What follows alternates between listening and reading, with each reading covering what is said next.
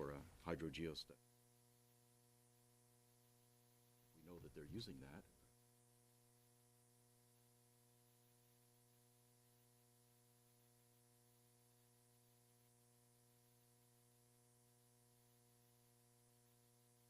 Okay, it's 7 o'clock. I'm looking up there. I'm looking at the wrong clock. Good evening. It's 7 o'clock. It's actually 7:01. It's Tuesday, April 8th, 2025. I'm calling this meeting of the Chelmsford Conservation Commission to order. My name's Carl Bischoff. I'm the chair of the commission. We will be following the published and posted agenda for the most part. This meeting is both in person and through Zoom. In the case of the Zoom not working properly, we will continue the meeting in person only. By the way, the state law was extended to 2027 so that we can continue to have Zoom meetings in the state of Massachusetts. This meeting is being broadcast and recorded by Chelmsford Telemedia and will be available on their website and on YouTube. And clearly, we have a quorum here of the commission. A couple of things before we start. These were not on the agenda, but I just want to mention that Sunday, April 6th, was International Beaver Day, and everybody should know that beavers are a keystone species, and they create ecosystems and habitat that store water, increase biodiversity, and are an overall benefit to our environment. And we, the Conservation Commission, are dedicated to protecting the habitat of these, even if they're in your backyard. Somehow try to live with them and live with around them. So that's the end of my talk on International Beaver Day. Next meeting, we will celebrate the willow tree. I got a reaction out of you, John. Oh, boy, that was good. That was good. April 22nd, also, this year is Earth Day, and the week of Saturday, April 19th to Sunday, April 27th, is the Chelmsford Town-wide cleanup, sponsored by the Recycling Committee. And I have asked our commission members here to, hopefully some of them will join me in a cleanup out on Acton Road on Saturday morning. You can get these yellow bags at the Alpha Road DPW building. Want a bag? Want a bag? Sure. Yeah, we got a bunch of bags, but you can get a bag.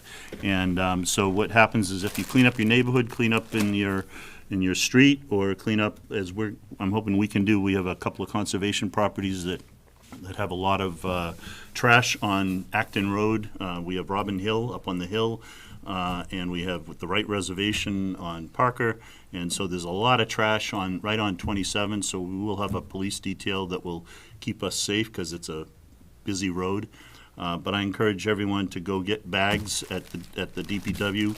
If you have your trash in these bags, you can put them out with your regular trash at no extra cost, and so this is a good thing to do here in the town of Chelmsford. So hopefully you guys can meet me there on Saturday the 19th at 8:30. All signed up? What if Everybody it's good? raining? Come on, rain doesn't stop us. All right, next thing on our agenda, the first thing listed on our agenda is about the request to remove trees blocking the view from the fire tower at Robin Hill Reservation. Did anyone else go up there? I went up there today and looked at them. Anybody else? So my take on this is, first of all, David, did Brian join? No. I think you didn't think he was going to join. Not here. So we need to do some homework on this, clearly. It was actually more informative going up there and seeing this than I thought. I think, I'll admit, maybe for a little fun reason too, I think we should ask to go up the tower and see for ourselves. And I'll admit, it'd be fun to go up the tower, but also I'd like to see for sure, where these trees are and how much they're impeding our view. To me, it's almost irresponsible to cut down trees without seeing for ourselves that our trees are blocking this view. Second thing is, they have a lot of trees tagged, but there's an awful lot of trees up there that aren't tagged. So this is not like it's going to clear the top. That being said, there were some trees tagged that I would call them snags. And I'm like, why are we knocking down snags? So if he's saying 30 and he's counting those snags, it's not 30. So it's somewhat less. So I think we should be looking at getting some kind of an estimate of the cost of doing this. We should be talking to the tree warden and visiting the site with the tree warden, with Christine. We should get some expertise from like a forestry consultant. And I think we should also ask the DCR to work on coming up with some funding mechanism that we, Conservation Commission, and not even just Chelmsford, is paying for this. It should be many or most of the towns benefiting from having this fire tower up there. So, as a side note, I found this article from 1986 from George Parkhurst, and it was from the Chelmsford Historical Society website. And it said that the first tower was built in 1911. It was 30 feet high, and it was basically a ladder to a platform. The second tower a real tower was built in 1918, and it was 68 feet tall, and it more or less looks like the one we have now. And it lasted for 20 years till there was the hurricane of 1938, in which case the tower came down, and I'm guessing a number of trees as well. And then a year later, they rebuilt a new tower, and it's essentially a replica of the one that was built in 1918, and that's the tower that's more or less been there. I think they changed the structures there, but they think they rebuilt the very top of the tower. So it's been there for a long time, but the interesting thing is that when the original 1918 tower was built by the state, the town of Chelmsford coughed up $300. Many other towns in Middlesex County coughed up money, and the state funded the rest of the construction of the tower. So there's a precedent for not us being the ones to be the ones spending all the money in Chelmsford for something that benefits all the towns around. So it's an interesting, some interesting history to get on that. And apparently in the 1600s, there was a house built up there that was probably used for the speculation was that it was more looking as a lookout structure for Indians and other invaders of the area. So, Does DCR go to other communities and ask for help? I think that's our request, or I think that's on us to ask them to go try to get some money. And I'm going to guess $30,000 to cut down some trees like this, 20, 30, something like that. Could be $1,000 a tree. Yeah, it's something like that. Now, if they chip them or don't chip them, and whatever, but it's something like that. So if you get 30 towns, then it's $1,000 a town. It's not going to kill every town. It's not a big deal. So I think that's all a reasonable approach to this.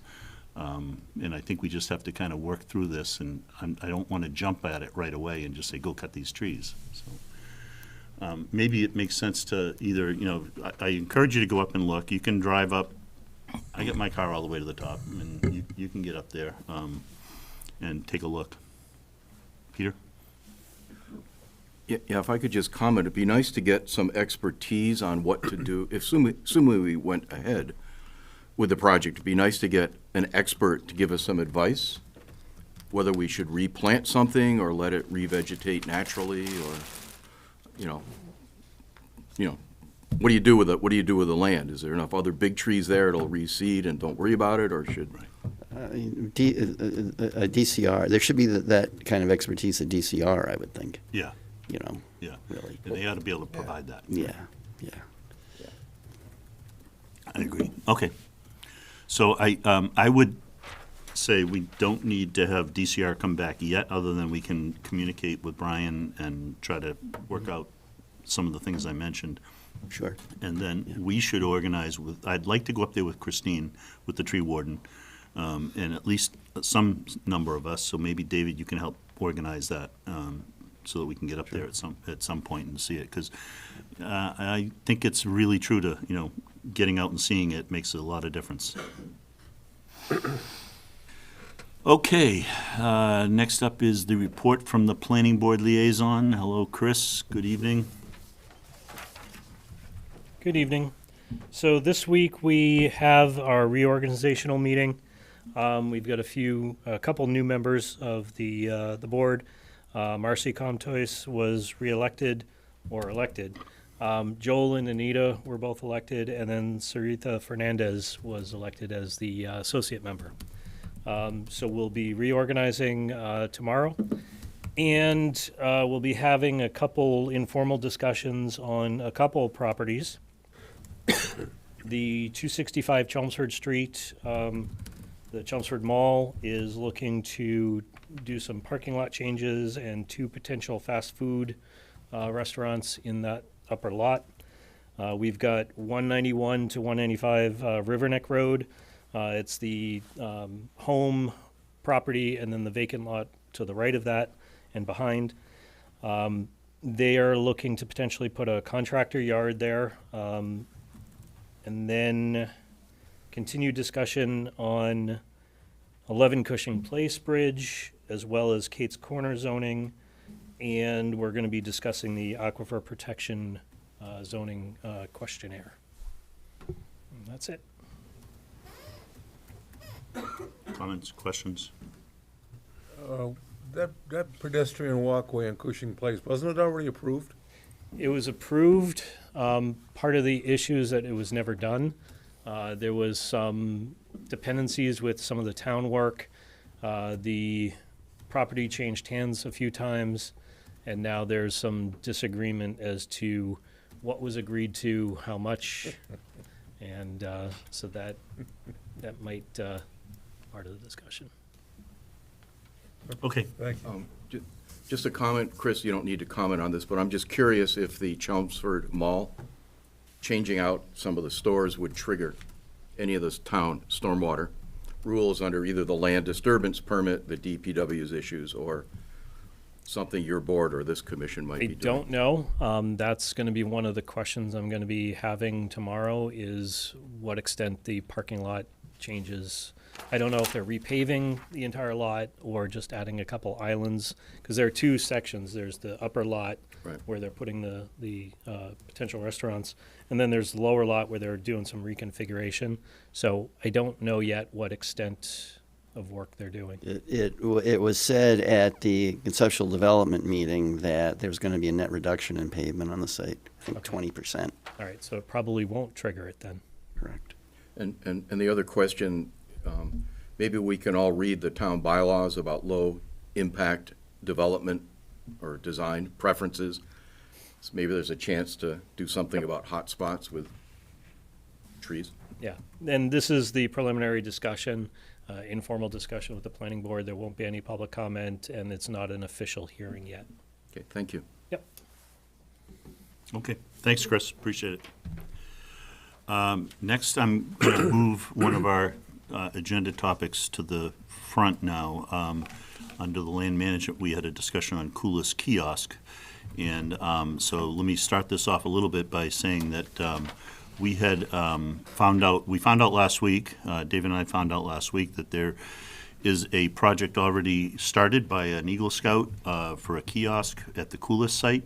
This is a well-done photoshopped picture of the kiosk in a possible location that is not a real location. That's not a real, it's a modified photograph, but it's quite well done. And so this project just kind of, we didn't know about it. It wasn't on our radar. And as we all know, we like to review and approve these kinds of projects. And I'm quite impressed with the quality of the work. But I'd like to ask the young man to come up and talk about his project and tell us about this activity. And so this is Nick Fody. Yeah, so hello everyone. My name's Dom Fody from Troop 75, and this is my Eagle proposal for Coolest Farm over in South Chelmsford. It's a wood trail kiosk. It's made out of I'm so sorry. It's made out of wood and cedar. We have a back. You can open it up.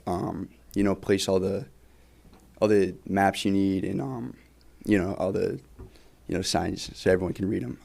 Our first photo, that was our first location, and then it wasn't fully confirmed, so we decided on the second photo as our fall on that, or like fall back on.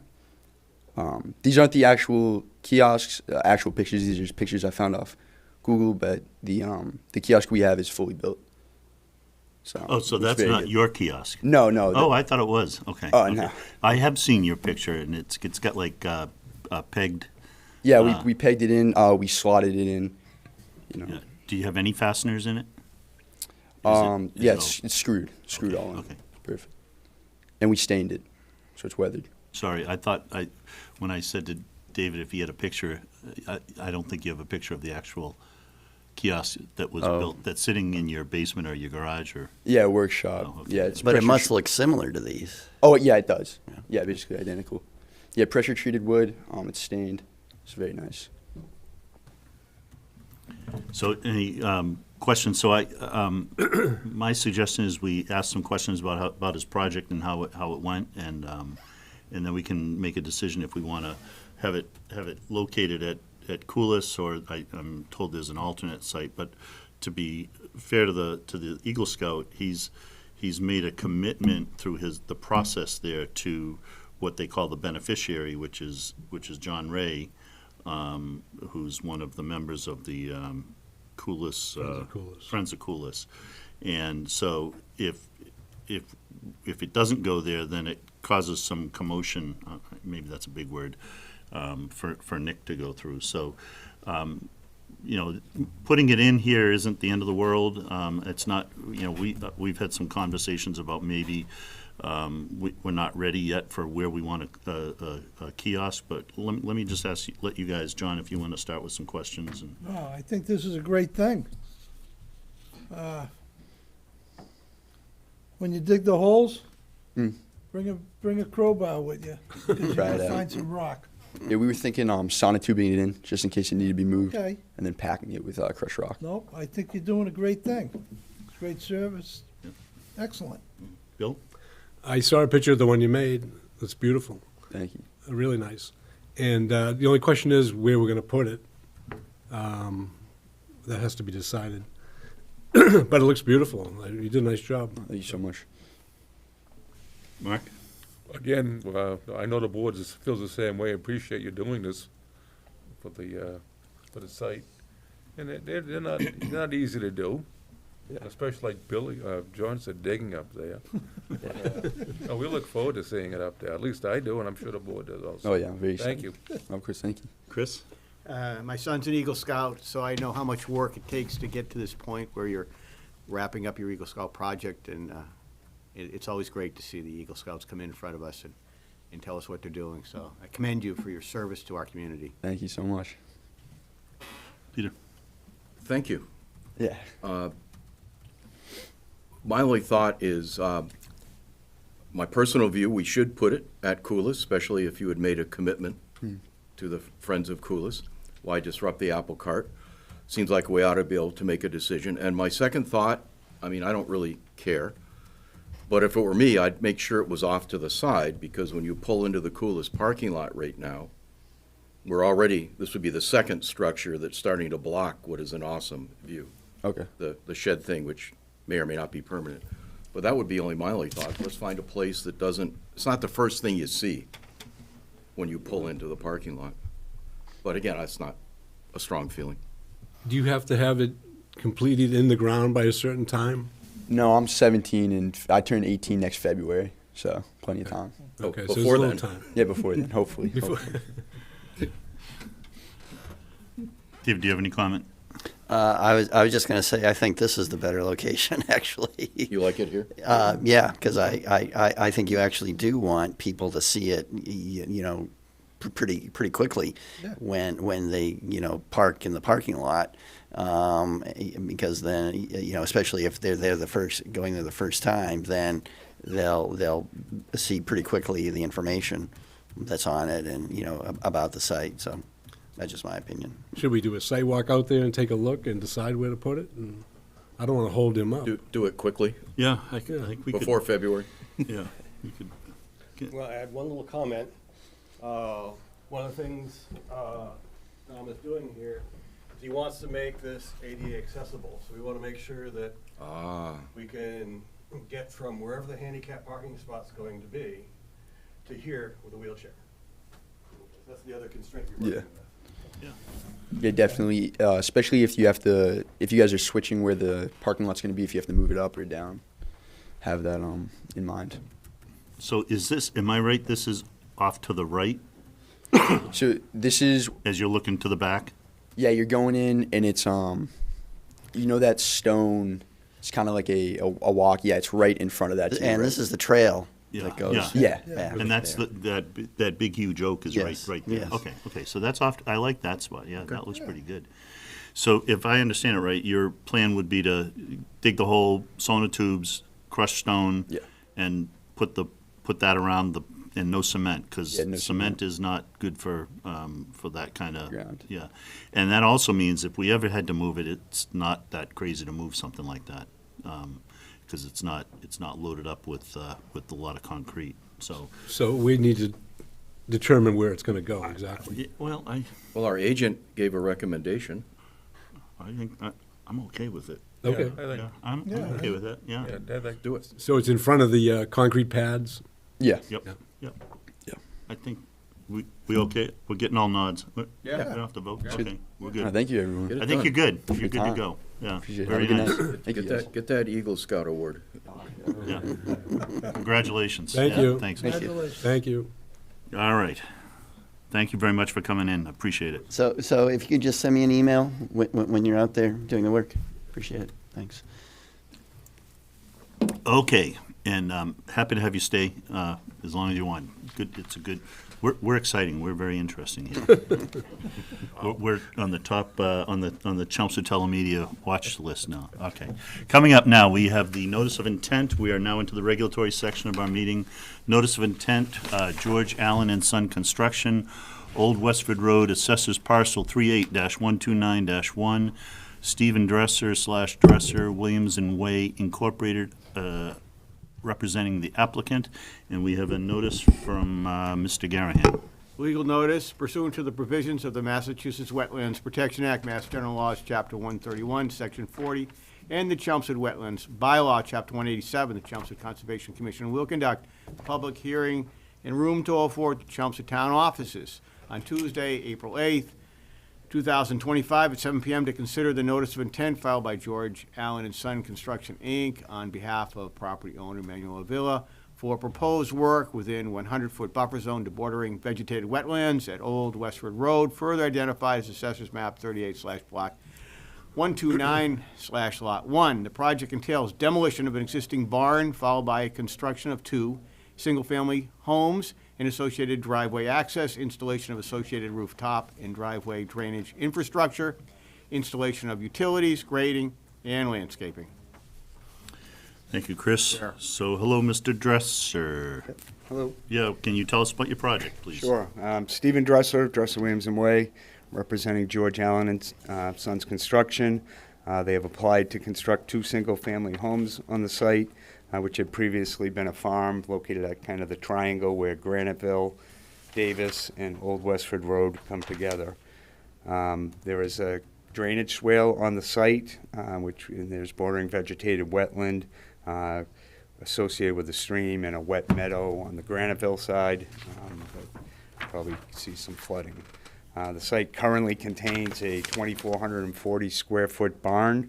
We're going to remove that barn. The barn is currently 8 feet from the wetlands, so we're going to remove that, restore, most of the area that's a part of where the barn is. We'll have the driveway and some of the house, but we are restoring a significant part of the inner buffer zone on that.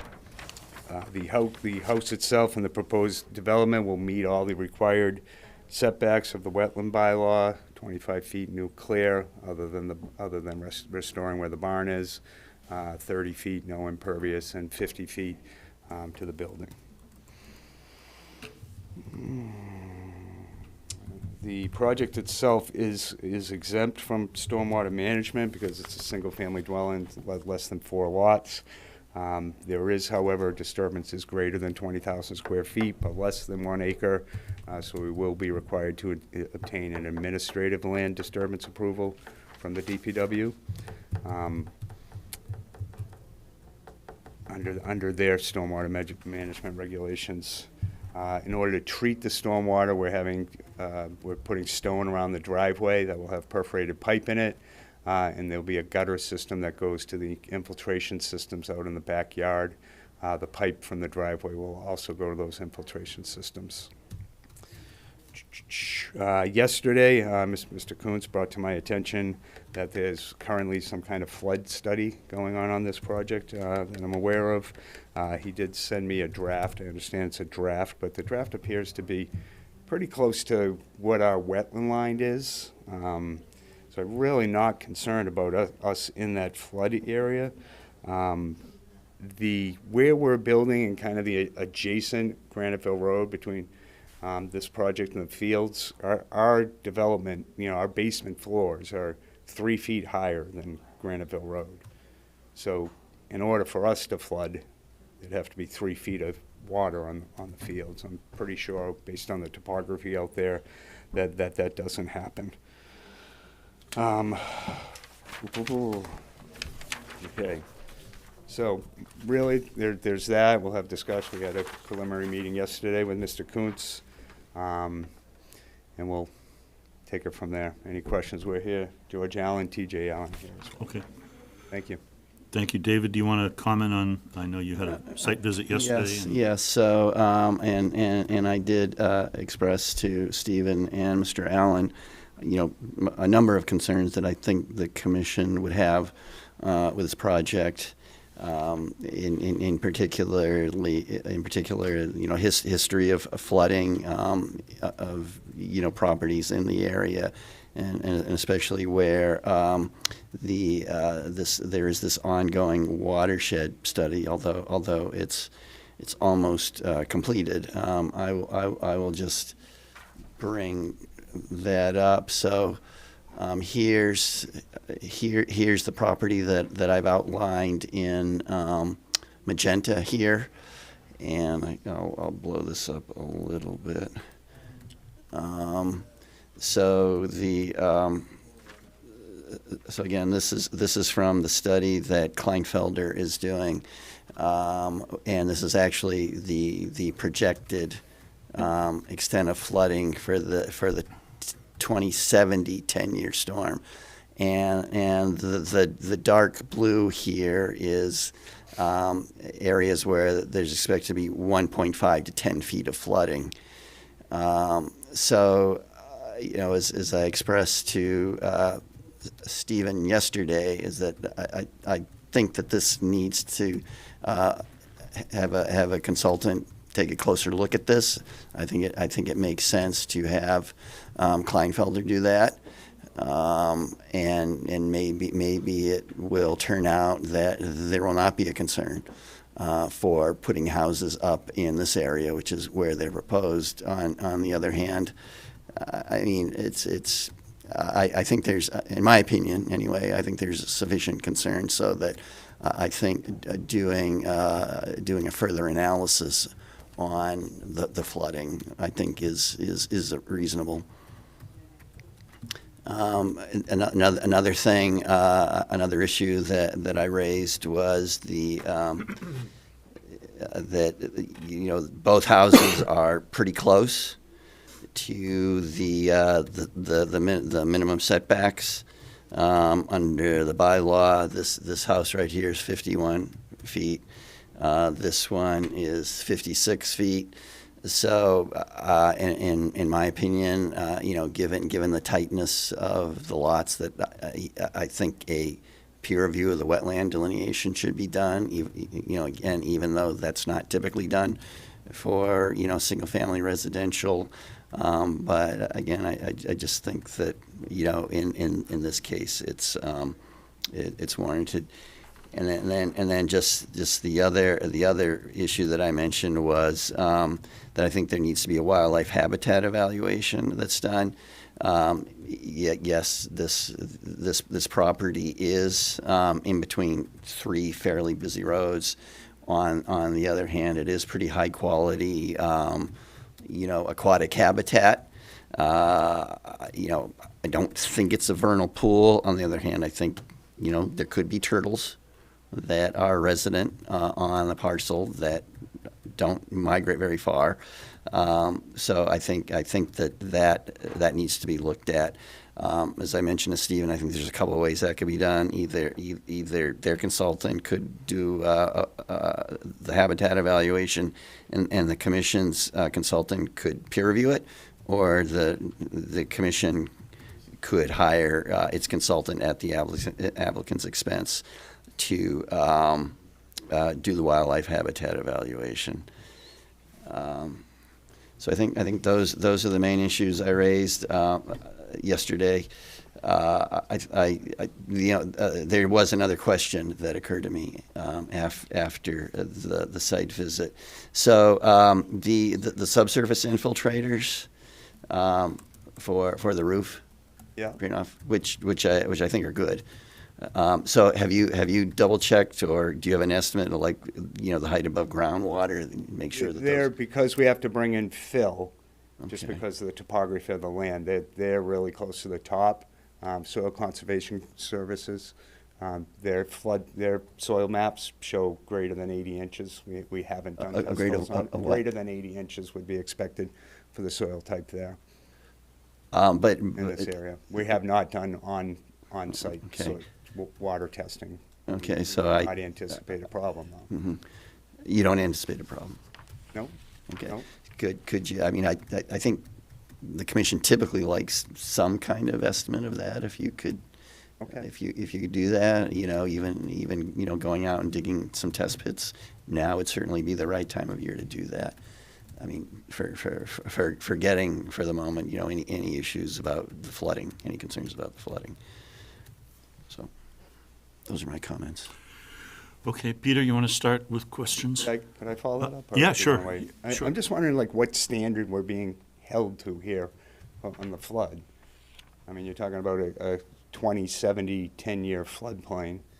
I mean, if we go out and do this study and the applicant wants to cooperate with everything, but we do need to know, are we being held to the 2070, 10-year storm, and why? Well, what I would suggest as a scope of services for the study is to look just at existing conditions as well as the 2070, because this figure right here, I mean, that's only the 10-year storm. I mean, what would it be for the 25, 50-year, or 100-year storm? What is it now for the 25, 50, or 100-year storm? I know it's not shown on the FEMA flood maps as being the 100-year floodplain, but one never knows how accurate they are. So if there's going to be significant flooding right now under existing conditions, say in the 25 or 50-year storm, I think the commission, in my opinion, the commission should have concerns about, allowing construction. I'm not even the least bit concerned, because Graniteville Road's not going to fill up with 3 feet of water, so we're not going to do that.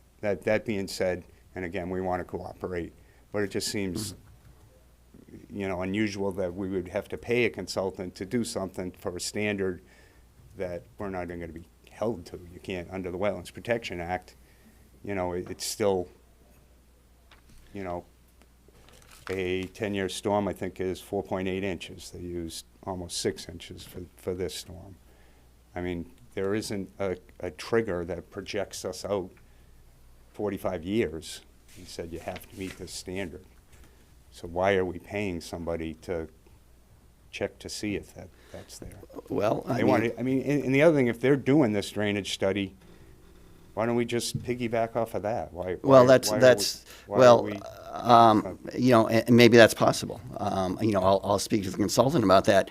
The only comment I will make about that is, you see over in this area over here, there's been properties over there that were flooded. I think a couple of those houses date back to 50 years.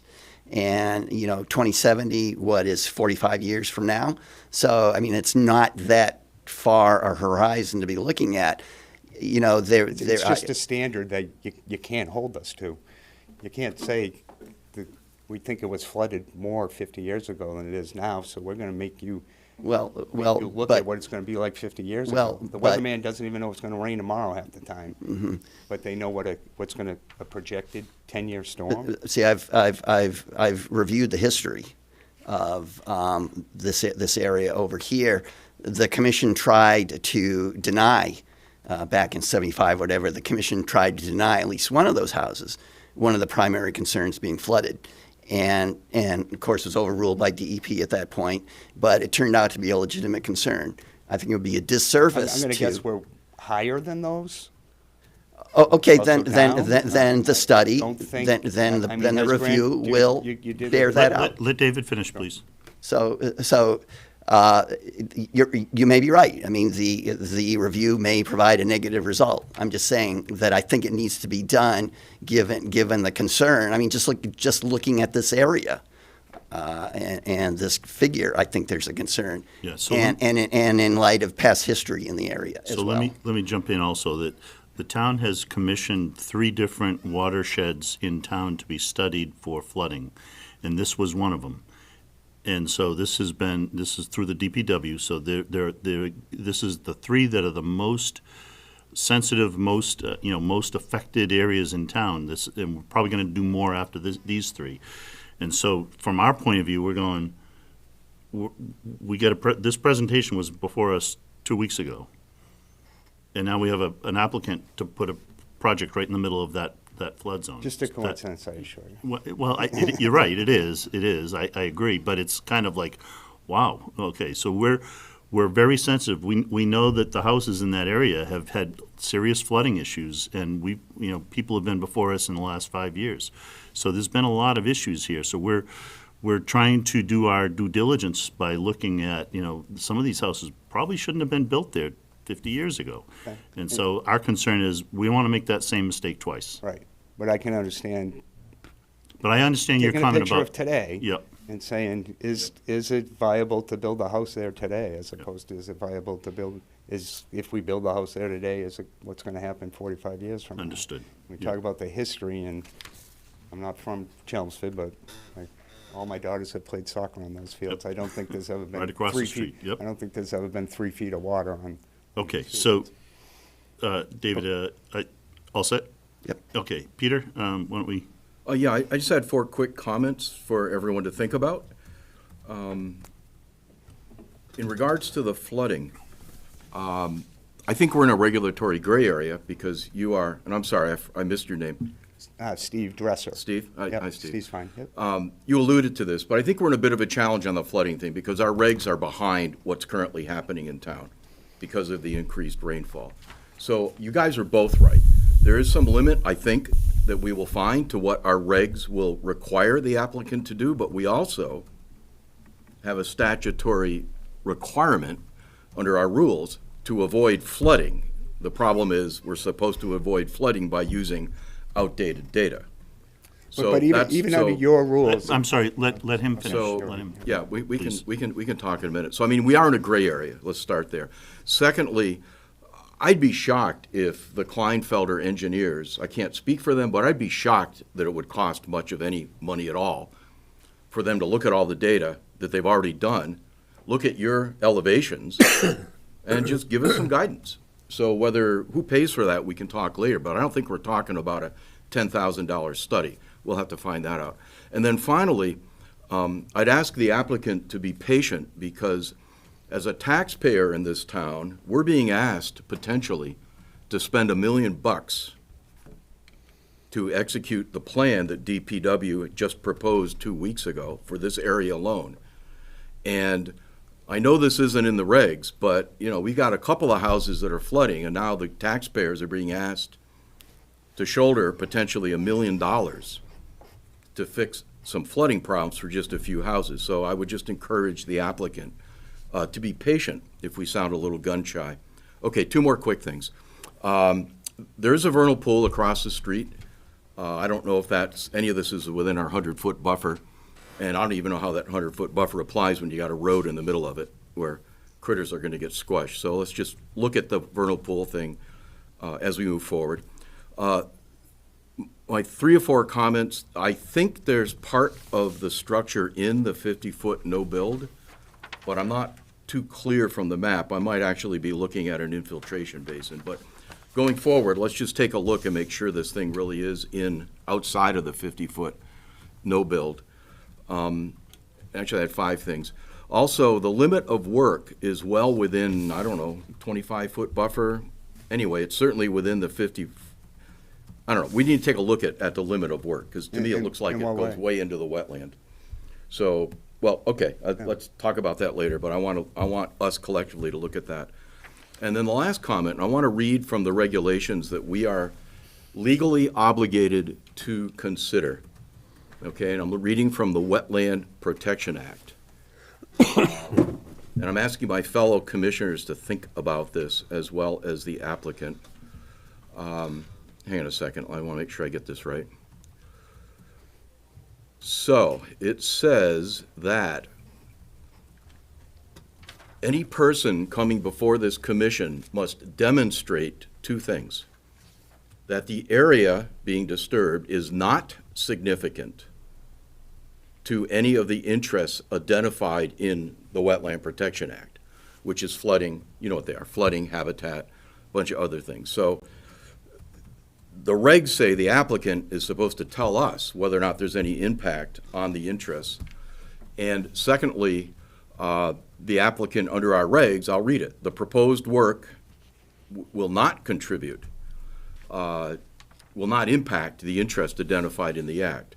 So I think that's where you might be coming from, David, is the fundamental question I have is what is the net impact, if any, on habitat, and maybe it's nothing. I believe your regulations say that presumption is overcome provided that you meet the setback requirements. I think if you look in the buffer zone section of your wetlands, it talks about what you read, but then it goes on to say this presumption is overcome if we meet the 25-foot. Yeah, so that's 30, why, 50. that's why I made the comment that Right, my so the- first, hang on, So hang there's on, a hang on, presumption please. that we overcame it. Yeah, but I know, I understand our what you're saying. side. No, I got it.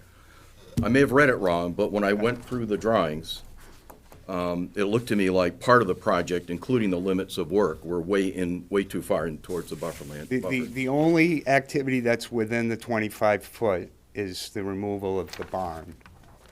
The removal of the barn would be exempt under your bylaw because it's the removal of impervious area replacing with Well, vegetated area. I understand that, so let's, None of the, when all is said and done, there won't be any activity within 25 feet, there won't be any impervious area within 30, and there won't be a building within 50, provided that the wetland, the peer review. yeah, so you know how this worked. These drawings came to this commission, what, 3 days ago? So forgive us, we need to look at these issues is Not a what problem. are my comments. And I think that's all. Thank you, Peter. Through the chair, can I go through this list, or? Sure, why don't we do that? Okay. I'm still not sure on the flood study and the money. I mean, am I supposed to do a flood study and then they're supposed to peer review it? Because if you're talking about that, then we are talking about a multi-$1,000 flood Yeah. study. No, I think there's enough information already based on what you have submitted and what has already been gathered during the watershed study. I think that the consultant Kleinfelder, who's working on the watershed study, has enough information to be able to give the commission the information that I feel it needs. In particular, just need to look at what are the flood elevations, as I mentioned. But I can't judge those without doing a flood study. to the extent that they're Understood. So I doing. think that's what we'd ask Kleinfelder to do. Okay. And again, given all of the information, all the data, all of the modeling they've already done, it shouldn't be that difficult. I mean, agree. I haven't spoken to them yet, but they should be able to do that.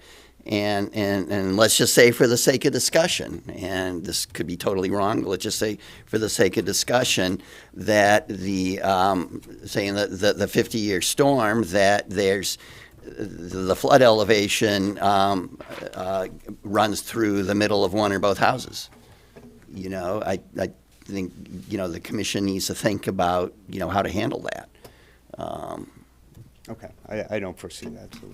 Okay. Right, but if I could can I jump in? I don't think we want to get in a big discussion here, I certainly don't, but you now understand how little I've actually had a chance to understand your drawing, so forgive me, but the Kleinfelder study says there's going to be 10 feet of water under a 10-year It does storm. not say that. It has a dark blue area. Well, that is okay, that's- as tabled as being between 1.5 feet and 10 feet of water. So anything that's 2 feet of water. the bottom of that brook is not 10 feet below Graniteville Road, so there's not going to be 10 feet of water on this property. It's just a section in the table, 0 to 50. Well, this is my whole point. Okay, Slow down. I don't want to argue, but here's the point. I'm not a hydraulic engineer. I have a question. I don't want to approve of a project that's going to create the same flooding problem as we're going to hear about in a minute, I think, Okay. from a neighbor. So the way to do that is some good engineering and science. Your applicant is fortunate. The town just spent hundreds of thousands of dollars to develop that hydraulic expertise. Let's just ask a simple question. Let me keep going. we're on board with that. Let's just ask a simple question and get it answered. And secondly, I think we need to look at what our legal obligation is, because you did make some good points here. There are some limits on what we can legally require, so we obviously don't want to go beyond those limits. But we also don't want to approve of a project where we're going to be here in 5 years with another neighbor Right. upset about flooding. And just one more, you talked about patience, and certainly we're willing to do that, but the wild card here is it's under a purchase and sales agreement, and the seller isn't, he's not somebody who's expressed patience at this point. Well, so no, don't take. That's not our That's concern. not our problem. It's understood, but. Not our yeah. problem. We're not the housing authority. Yep. We're the conservation authority. You know that. Peter, are you all set? I, I'm sorry. I'll shut Okay. up. Chris? Yeah, we just got the diagram, but if we could get something for our next meeting, something kind of like a larger size. We do have Can't we that. print those, or don't we have them? Yeah, I have a couple I can, Good, good. that helps. Maybe a couple more. I can bring as many as you'd like. Next time. No problem. We pass You want it that. here? Good, because I know that'd be helpful for me, and I'm sure my fellow commissioners. That's all I got right now, Chairman. Mark? I don't have a lot more right now. I do want to look at this and make an opinion of it that way.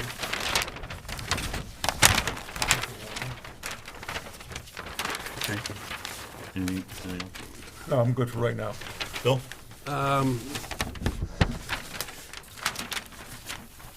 Would you be looking for any waivers at all from us? You don't require any waivers, Not right? to my knowledge, no. Okay. No. Because you're exempt with the barn, tearing that down. Yes, qualify, we have to have a wetland peer review if one of the lines moves. Norse, did you flagging North in Street January? flagging.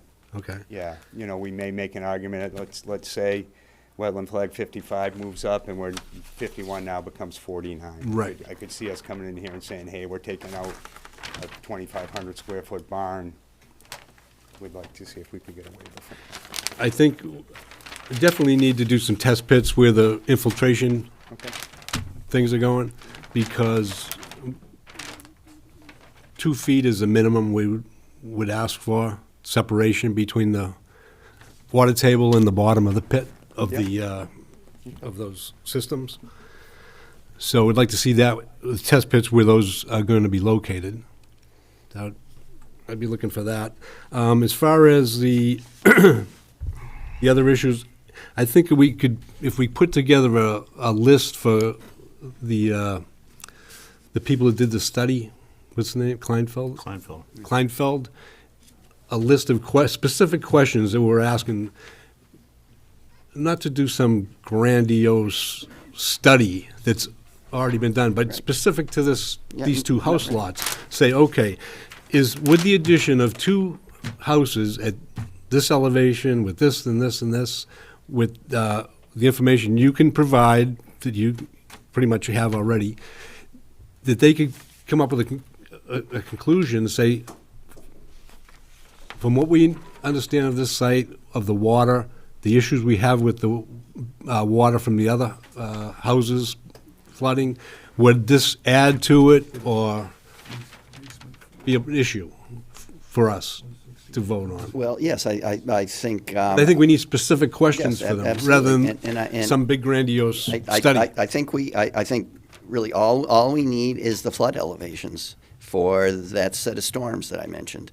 And if it turns out that the flood elevations in any of those storms is higher than where the proposed houses or the locations of the proposed houses, then I think there needs to be some sort of compensatory flood storage, and that's, the commission is certainly allowed to require that. I think that under the bylaw. information would help us to decide if that needed to be added. Absolutely. So, and I think Stephen understands what I'm proposing, the specific Right. questions. I want you to, know, I as want to flood be able to have elevation. this move forward rather than get caught in a whirlpool where we don't get anywhere. Agreed. So if we know specifically what we're looking for, if there's anything we can do with this site that will relieve the houses on Granville Road that have issues with the water. Well, I don't know if we can. See, Is- my opinion is, I don't think that should be a part of the study. I think the commission's concern should be just what's being proposed here, and if any of these, if either or both of these houses is proposed to be in a flood zone, then that could potentially affect the neighboring houses. But again, if the commission requires compensatory flood storage, then in theory, that should address. Right, Can I- that's what I'm Can I saying. clarify something you said? That's what I'm I saying. think you meant that the town study should identify things to help with the flooding situation, but not this particular project. Right. Okay. Right. Yeah. The way you worded it sounded like the study wouldn't do that, but I think you meant like a peer review or whatever. Yeah, would peer not. review. I think what we want is we want flood elevations for that set of storms. That's very specific. Again, I think Kleinfelder should be able to provide that information very quickly. They have it. They basically have it. Yeah. So that's it's- all I'm proposing.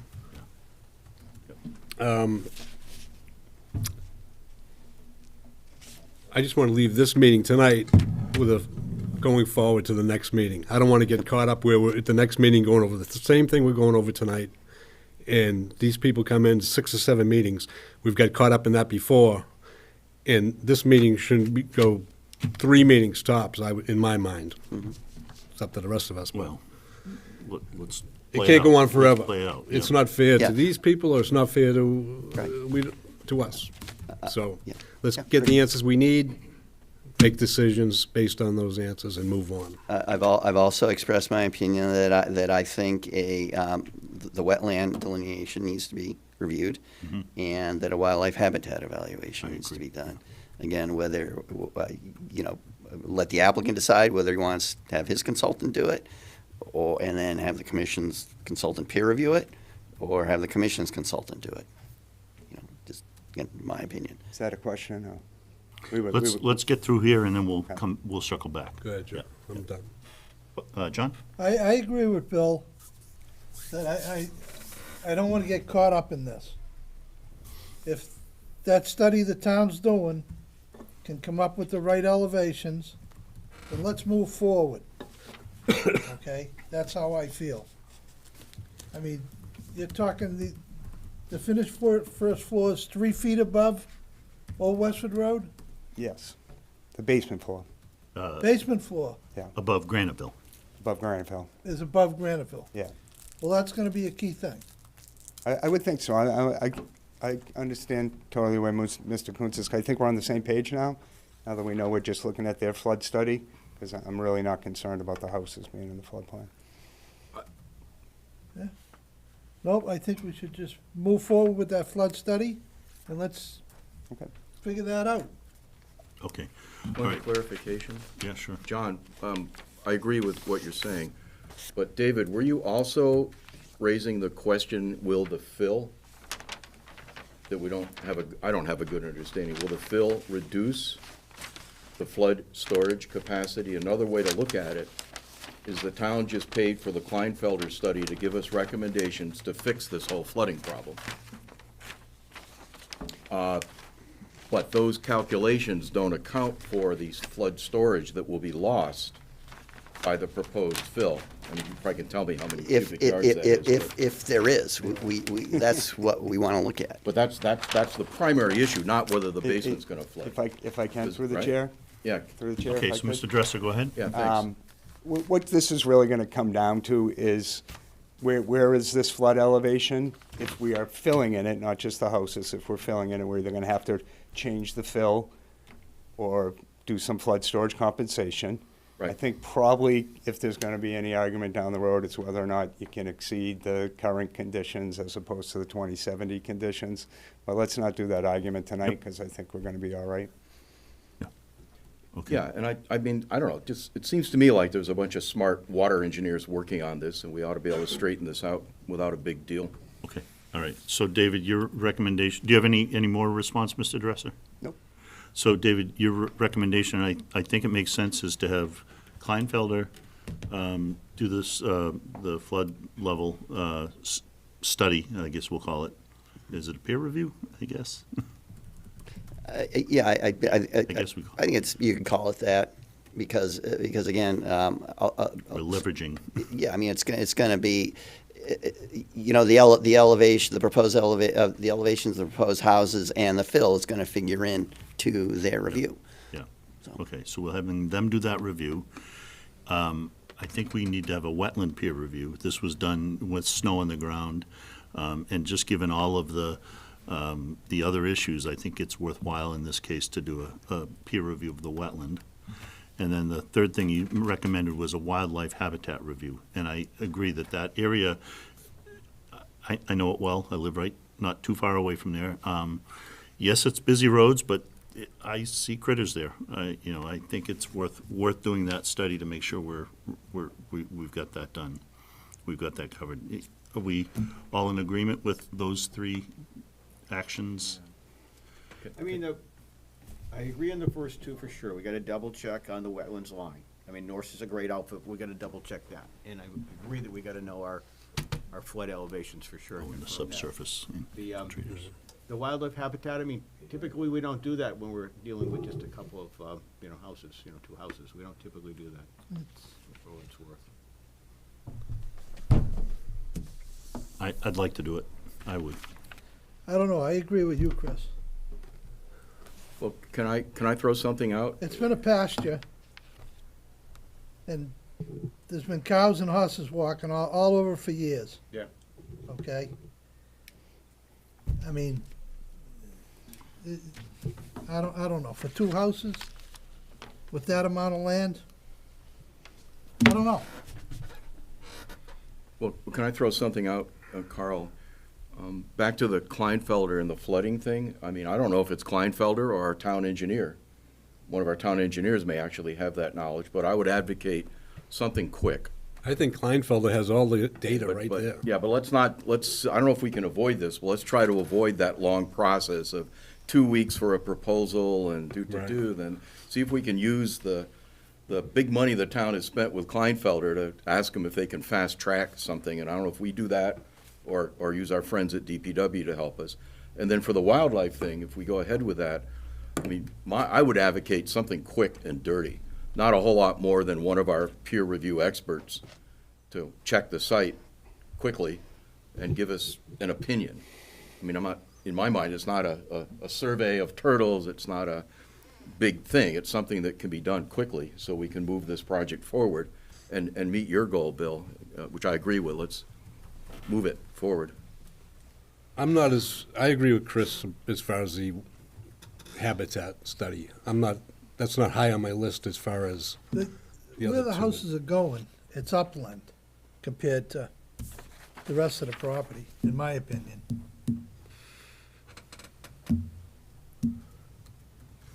We also, it's a public hearing, so we definitely want to get some public input. So, tonight, okay, too. so those are thank you. Those are the main things. Do you have a sense of what Peter was saying on a habitat study? What Yeah, that might look like? I think that a qualified biologist, one site visit could. Not a big parcel. Right. I think, again, a single site visit, probably less than a day, should be sufficient for, again, a qualified biologist to come up with a pretty good evaluation. The quickest way would be for the commission to hire its own consultant. Again, the commission, my recommendation would be that the commission get it peer reviewed if the applicant's consultant, but, you don't have to. But I think I know some people will roll their eyes when I say this, but I think it could be good turtle nesting habitat. I don't think there are any rare turtles out there, but, Right. you know, two houses could potentially disrupt that. Okay. All right, so this is a public hearing, so we're going to ask if there's any members of the public who'd like to come up and speak. I'm pretty sure we have at least one or two neighbors who want to come up. I think they're neighbors. If you give your name and, I'm John Carlson. I live at 36 Graniteville Road. I feel like I'm in front of the Senate committee anyway, but, David, if you could bring up the, that map that had, all the flood zones in it, because then I think you'll appreciate. Sorry, what's your name again? John Carlson. Carlson. Thank you, Mr. Yeah, Carlson. I live at 36 Graniteville Road. And this is where I live. This is 36. This is 34. This is where my neighbor Crunchy lives. The neighbors prior to that were, yep, Jay and Melissa, I- Molly. I've met And then them. prior to that, you know, Mike Quinn and his wife Pat, right? Okay. Yeah, and I've been in town for over a third of a century and lived in this area for quite a long time. So anyway, just when we heard about this project, and we don't want to stop anybody's progress here, you know, because we know progress is very important. Although you get a little bit of trepidation when you start talking about this. Because when this gets shut off, this gets bigger. And I live here, and he lives there, you know? So I'm perfectly good this being a wetland. You know, I'm all about nature and protecting nature, and I want, you know, I live there. So I know I see deer out there, woodchucks, tons of birds. I mean, there is wildlife there, a lot. I mean, I'm not saying one deer, like 5, I mean, at a pop. Also, all types of other wildlife. But like the year ago, you came out to see us a year ago when we were having all those massive rainstorms that it was going 9 inches a pop each rainstorm. I mean, there was a lot of pressure put on our foundations, and in particular 34, I mean, they got bombed out. Even worse than when Mike Quinn was there, you know, and he had his rounds with flooding. So I'm grateful that you guys are doing these flood studies. I'm very interested, as an interested party, what's gonna happen with that. And I just don't wanna, I wanna make sure that nothing cuts this off. Cause really you'll be, I know it's just 2 houses and it's not like 100, but it's 2 good citizens of the town of Chelmsford that really want the best for this town, that, you know, get Yep. caught up in all of this. And this isn't flat either. You guys know the town. This is Old Westford, and it's a hill, and all the runoff from the rain pours down this hill into this valley, and it has to go somewhere. And I'd like to see the water, like, really have a bullet train where it could travel down to here without interrupting this wetland. Okay, and I'm hoping that's part of that flood study that we're gonna see. Yes, And, yes. I guess the final thing that I want to ask you guys too, and maybe think about it, is I know the houses are going to be up here, right? But what happens to the rest of this land? Is this part of those houses? Do they own all of this? And what's going to happen if something goes wrong here again? I mean, is it just going to be tough luck for you guys over here, like us?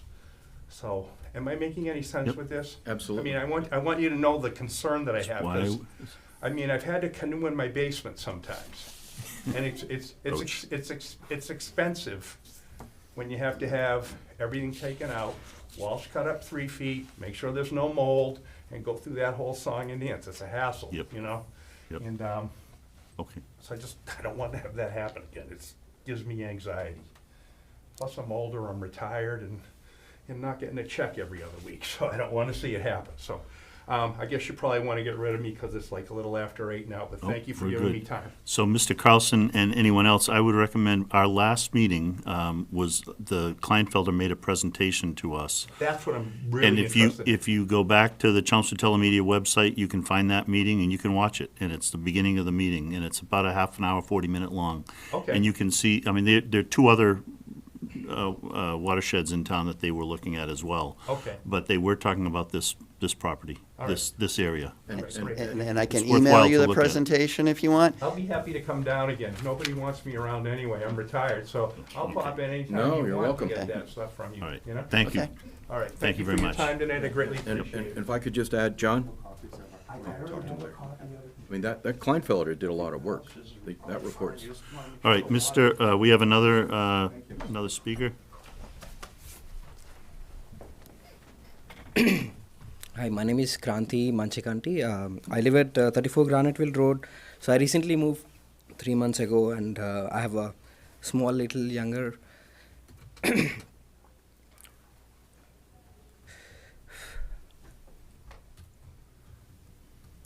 Take all your time.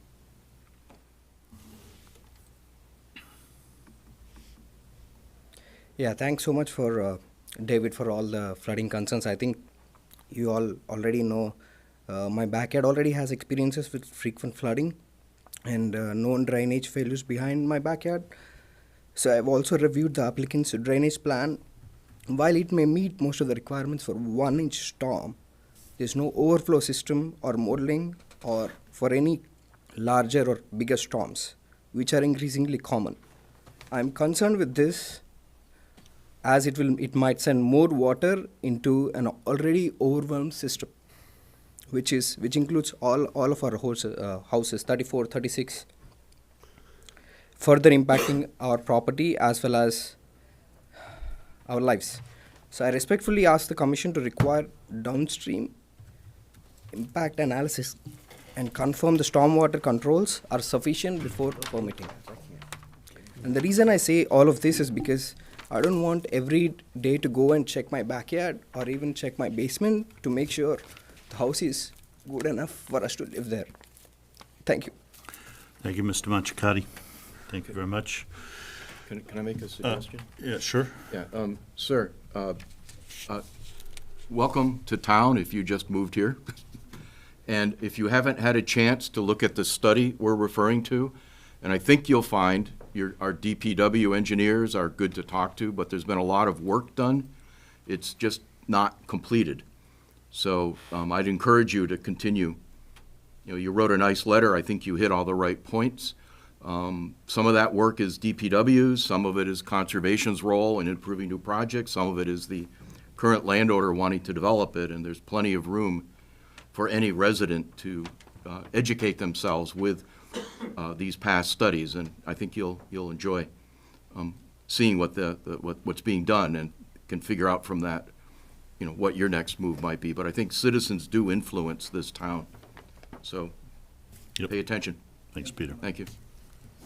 Okay, so I think we know how to move forward at this point. I guess I'm not clear on the wildlife habitat study. I'm hearing mixed. You got any thoughts on it? I think I don't want to go ahead with that. I don't think we necessary.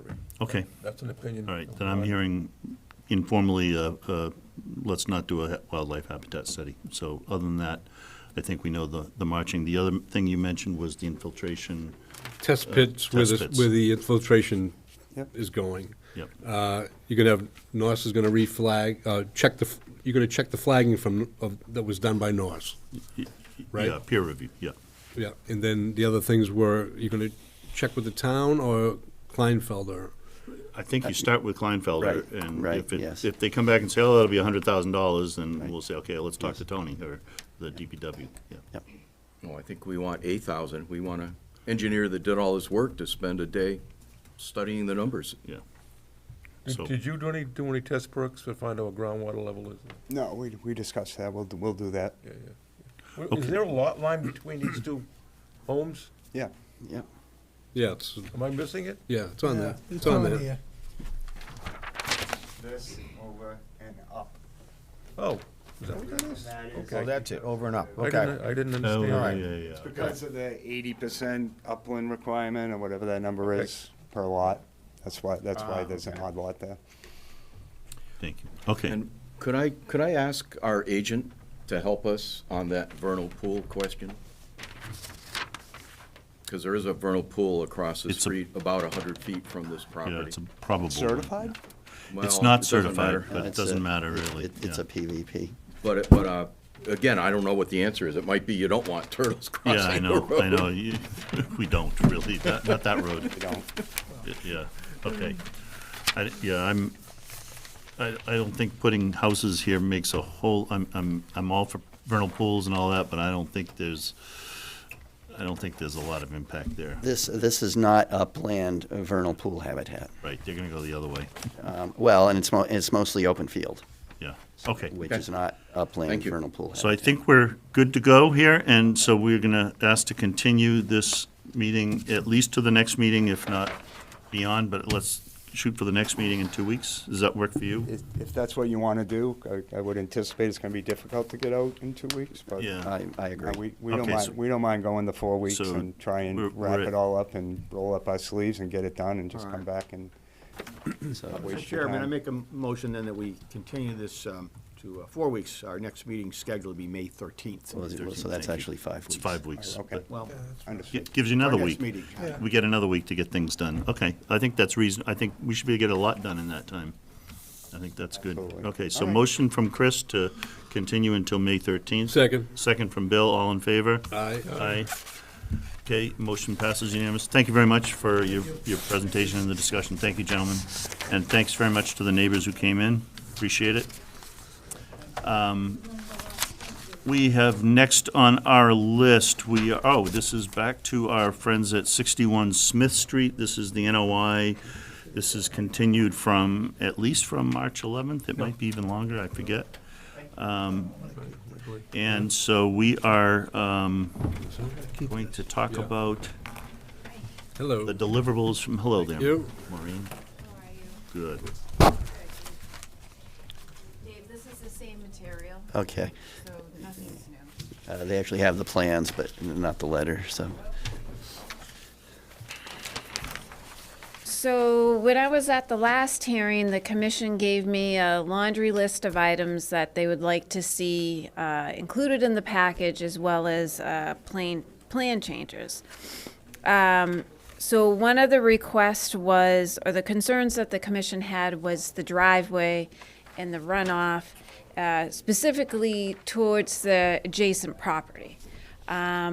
So as a result, I had a professional engineer take a look at the driveway, the existing conditions. Excuse me, Maureen, I'm sorry. I'm going to go get our other commission member. Yeah. Oh, We need a full I didn't, commission.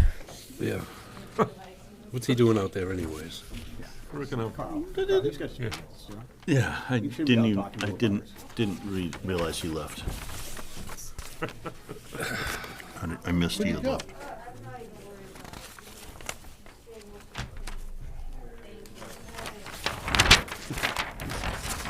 Funny. He's funny. Tail between his legs. Huh? He's got his tail between his legs. All right.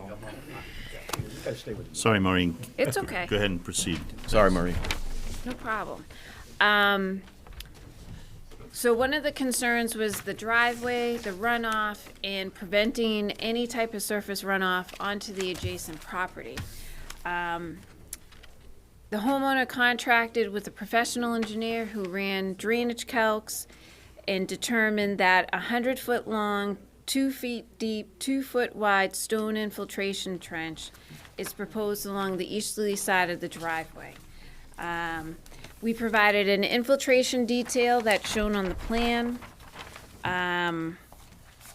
The commission also requested a construction sequence that's been added to the plan.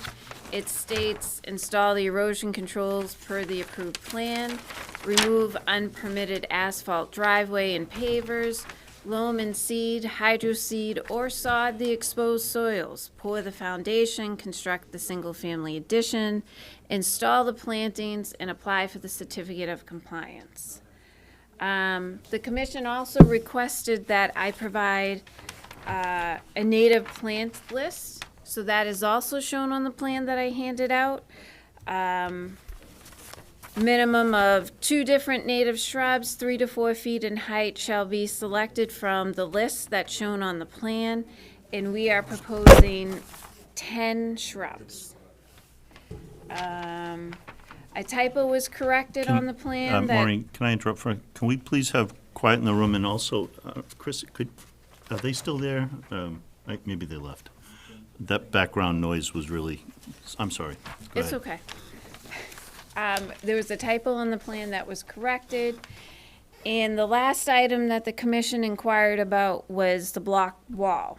So on the paperwork that I handed out to you, I took some photographs of it. It's really a decorative wall. It's not a landscaped wall. It's stacked blocks ranging between 17 and 24 inches in height within your no disturb zone. And I took some measurements with a tape, and I tried to take pictures from different angles so that the commission can see that and confirm that. And I'm hoping this addresses everybody's concern. And I can open it up to the commission. David, anything further?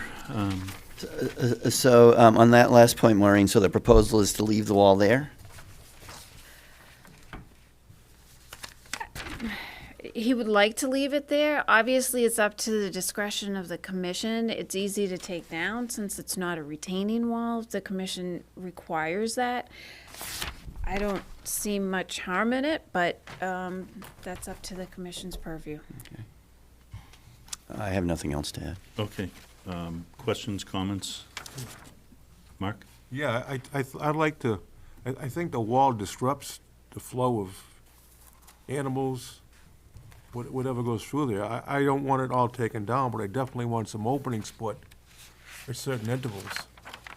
So it can be gone through. I don't think it's a good idea to leave it there. Well, the wall, so there is an opening between the wall and the shed. There's not a wall beyond the shed, so at the rear of the property. It's for the most part along the sides of the property. Right. I live close to it. Okay. I know it, yeah. But I'd like to see openings like every 20 feet, 30 feet, maybe 3 or 4 feet wide. Okay, could he have the option to take it down? Because I just think it's gonna look He does. terrible. Of course he does, yes. Okay. Yeah, right? I just as soon take the wall down, but that's my Okay, personal. I didn't want to make it any more intrusive than I had to, but if he doesn't like the looks of it, I get that. Could I make a suggestion? In terms of critter passage, I mean, some of the wall just goes over to a brick patio in the house. That's not an issue. Maybe there's some compromise where some of the wall near the house isn't gonna have any impact, but some holes are made as you get to the back of the property? Right. Something like Right, that? that's the concern. Yeah, is the that back, makes rear sense. of the property. It does go all around the, How long is it? it goes to the shed, correct? Yeah. Just about. There's a small opening, but yes, just about. And it stops again at the rear of the proposed addition, or is that on the, what's it, that would be the, what's the word here? That would be the easterly side? Yes. Oh, I see it, okay. I think that's it, I'm not sure. Yeah, anything from the, I don't know, it's hard to put a determination of where it's okay and where it isn't, because I'm not there. You know, it all depends on the topo and what's there. Mm-hmm. If he's okay with taking it all down, that's fine. I think he's ready to move on. Okay. All right, Okay. problem solved. Bill? I would take the wall down too. Anything else? No, I appreciate the work you had done on it. It looks, my questions were answered, so. John? No, I'm good. I agree. I Yeah. think it's tonight's time to move on. Yep. Yep. Okay, all right. I think we got all our deliverables, and appreciate it, Maureen, very much. Chairman, I move that we close our public hearing. Are there any more comments from the public? More comments from the public? Okay, so motion from Chris to close the hearing, Second. second from Bill. All in favor? Aye. Aye. Motion to close the hearing is approved. Now I'll take a motion to, And make a motion that we approve the project with a Order of conditions. Are we asking them to take the wall down as part of the conditions? Wall's coming down. Well, that should be a special condition. All right, let's make that a special condition then, yeah. With the special condition of the wall coming down. Okay. Were there any other conditions we've, I think everything was in the drawings. Sequence of now. Well, orders, everything, That's in the drawing. that it's in the represents drawing, it because right? it's part of the document. Yep, yep, yeah, yep. All right. So I cool. think we're good, right? Okay, so motion with that one special condition. Motion from Chris, Second. second from Bill.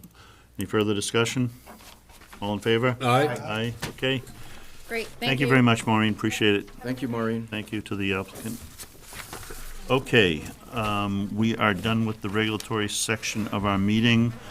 I am going to ask that we can move up a presentation from Becky Warren on the Warren Pole invasives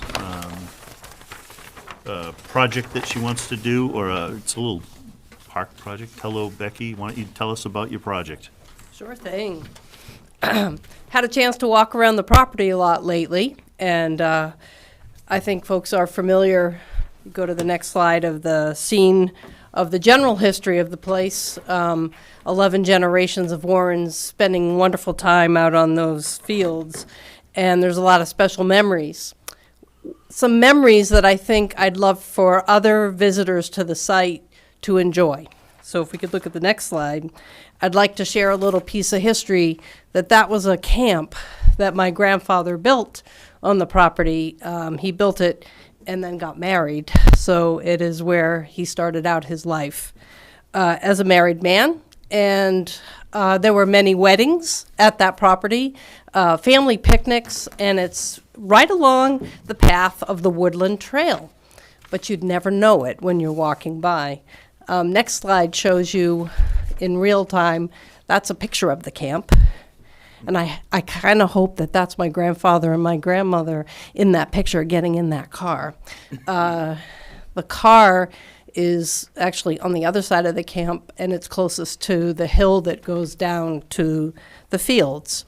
So next picture will give you an idea of the view that you would get. So this would have been in the 20s, this photo? This would have been in the 20s, yeah.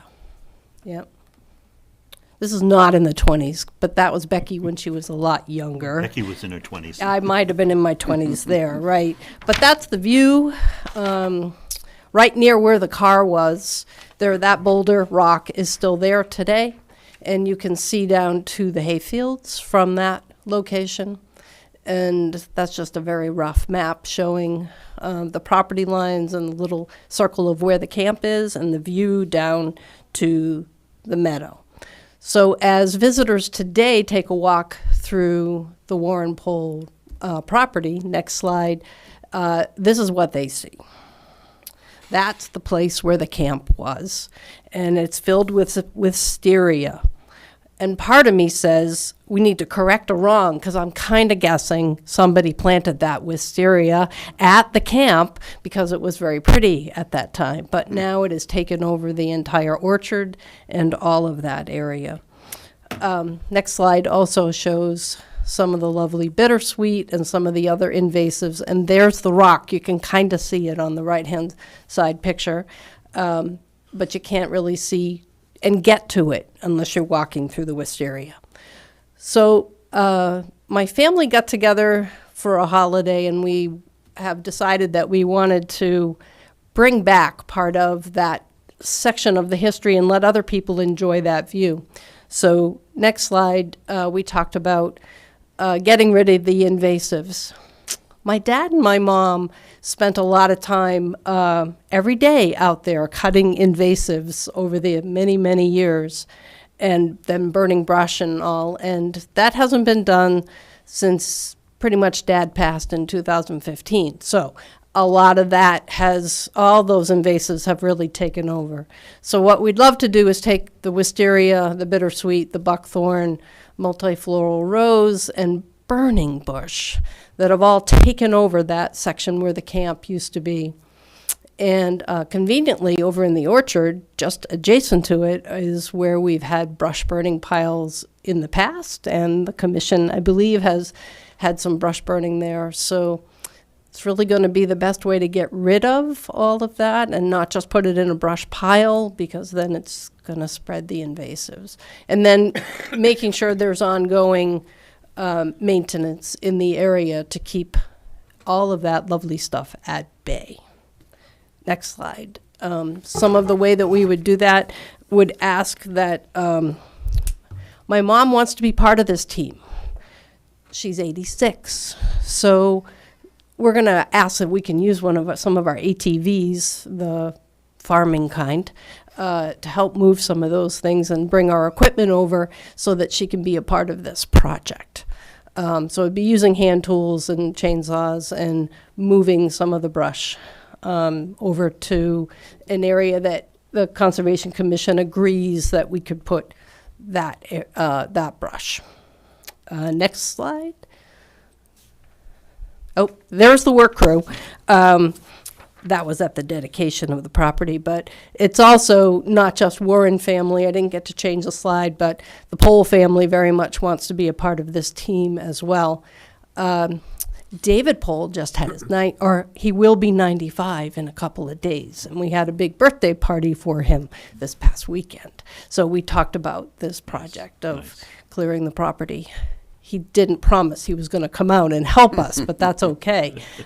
He doesn't need to. But Steve Millette helps keep the orchard clear by doing the mowing of the paths. Steve Mayotte. To keep thank you. To keep the paths open, keeping the ticks at bay, and he has offered to help as well as a few other folks that have said they would like to help with this. So that is our proposal, to ask the permission from Conservation Commission to work on getting rid of invasives at the site of where the historic camp used to be. Okay, Thank you. thank you. Questions? John, you have a question? I think it's wonderful. Yeah. Yeah, That's my opinion. okay. Bill? I think it's great too. I'd like to see where the house was, the pictures you have, if we had a kiosk to show, Sure. people walk there, they don't know that cabin was there. Right. But if we had a kiosk, some of those pictures you have of To have it. how it looked, Sure. that'd be, and that would help people want to maintain it over the years. Sure. Because they would know there was a reason why you're Reason. clearing that area of the Right. bittersweet and That's whatever. true. That's So true. I think that, I mean, that, to me, that's be Is perfect. that tree still there? That one is not. One of the Probably bigger the- oaks probably on the smaller other ones. side. Yeah, there's a smaller one there. Yeah, my grandfather was married up there too. That oak tree is no longer standing, but two of the siblings of the Warrens in the 1920s got married at the camp. Well, some of those trees probably came down in 38 hurricane. Yes, right? they did. True. I think it's a great idea. I'd just like to see us go a step further and And document. document what it is The- for people. Interpretive Probably a science. part Yeah. of the foundation of that camp is still, we could still find a part. And actually, if you go there, I need to go there tomorrow, but there's a few daffodils that survive. I saw 'em today. You saw them today. Yes. So you'll see where the camp used to be, because there's daffodils that still come up at the site of the camp. Yeah, it's amazing they've lasted that long. They've lasted. Yeah. We call them the campadills. Mark? Yeah, I think this is great. I'm obviously in favor, and I think everybody else is also. I have a question on Acton Road. At one point in time, you had the swale dug out. I don't know if Edwin did it or Franklin did it. Did it help dry the field out? Is that what it was done for? It did. It did. Those are wet fields, and yeah, get stuck. Right. So they did maintain the ditch through there, which connects with Putnam Brook. Right. And so they did clear that. Edwin mostly did that by hand. No kidding. Yeah. I helped a little, but he did most of the work. Were they haying it then? There? Yes. They were. Yeah. Wow. Yep. Okay, I remember when I You was a drive kid, by, we used to go by sure. and see it dug out, and They just left the dirt right there. They just. Left right there. Well, and in the later years, that was actually mosquito control, Central Mass. They came in, they did maintain those ditches in later years. So when you saw the big piles, that was really from their work. Edwin's work would have been much smaller piles. Chris? And this is great, Becky. This is got a great project, Awesome. take out those invasives. We're 100% behind you in that, and it's just a Right. wonderful piece of Chelmsford history for all of us, so thank you. Great. Peter? Becky, good stuff. I'd love to see a couple of your family photos with whatever words honoring your family you all feel are appropriate, but it'd be great to have that on the kiosk or wherever. Love to do it. And Carl shared with me a list of flowers that one of your, what, was that your great? So that was Edwin's sister, my great aunt, Miriam Warren, kept a diary of the number of plants that they found in the farm area. 1913, if I remember. I would think a lot of people in town would enjoy seeing all or some of that list on the kiosk as well. Yeah, well, it's actually many, many pages. It's probably It too is, long, it isn't is. it? Yeah. Well, I think 250 species. Yeah. All right. So one page. maybe it's a QR code for the future Yeah. that Yeah. people That's can a great access to idea. it, right? QR code. And Yeah. I did have a question though. What do you think will happen to the land once you remove the invasives? Are you hoping you'll get some native stuff that will make it? Would love to talk to you folks about if you are looking to, whether you'd like to plant anything to thwart we're going to try to keep at it, but, you leave it alone for just a couple of months and we know that it's all going to go back. So it'll be a quest. Yeah, so I'm no expert, but I have this vision of a couple of us taking a truck out to Central Mass and buying those lovely $12, 3-foot tall native shrubs at New England Wetland Nursery, because they're pretty inexpensive, and planting them, and I don't have any specific plan, but that would be fun, because I think we talk a lot in town about removing invasives, but. And then what do I'd you like us do to in its talk- place? Yeah, what happens next. That's, Right. the vacuum is, you create a vacuum and nature abhors And it. nature takes over, Yeah. sure. That's a good Well- idea, Peter. That's a really good idea. Maybe we, as a commission, could help support Yeah. Yep. And I'm hoping the foot traffic, if people take that diversion on the Woodland Trail, will help, because I have noticed that the trails are in pretty good shape just with foot traffic going on them, so Yeah. that will help a little too. And I don't want to belabor the point, but at some time in your family's past, I bet there were no invasives. Yeah. So maybe it could be made like That's a very little true. demonstration-y kind Of of what's possible, project to highlight, sure. I don't know. Right now, it's got all the usual suspects on the site, pretty much. It's, Now it does, right. Yeah, But even when that picture was taken, there was no burning bush there, but Oh. there was a lot of maintenance. And then the cows, of course, grazed on a lot of this area, so they kept it down. We didn't have the invasives until the cows left in the early 1970s. okay. So I think I'm hearing full approval for Okay, your great. project. We don't have to, we can vote if you want, but I think I'm seeing all positive comments, so I think just move on ahead Great. and keep us appraised of the progress, and I'll be out helping. Let me know when. I'm happy Will to help. do. I love visiting that site and helping out on that kind of stuff. Great. And I know there's a big, huge log that we're Yeah. gonna have to, I think Steve can, Take care of with that. his claw tractor Okay. and a chainsaw, we can get that dispositioned, because it's massive. Big and in the way. You know which one I'm talking about. I do yeah. know which one you're speaking of. Okay. Okay, thanks very much for Thank your you. support. Appreciate Thank it. We love seeing this. Thank you, Becky. Okay, let's go back now in our agenda to the gap analysis questionnaire from Peter and Mark. Well, Peter? short version is Mark and I put together our answers, I guess they're ours, right? Well, Peter put To the together questions. And Mark forwarded it to his fellow inmates, one. Yeah, inmates. over to somebody at Chelmsford Water, your board or the Yeah, to the director. Yeah, to So the, they, I'm sorry, they didn't get their own, they weren't asked? They didn't receive the paperwork as of that last time I spoke with them.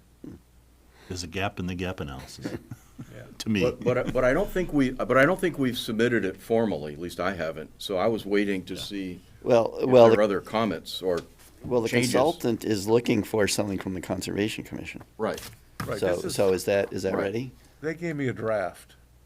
I got this from the Water District. This is about 3 weeks ago. A draft of what they wrote? Water They- No, no, Yeah. no, that's a draft the consultant prepared, isn't it?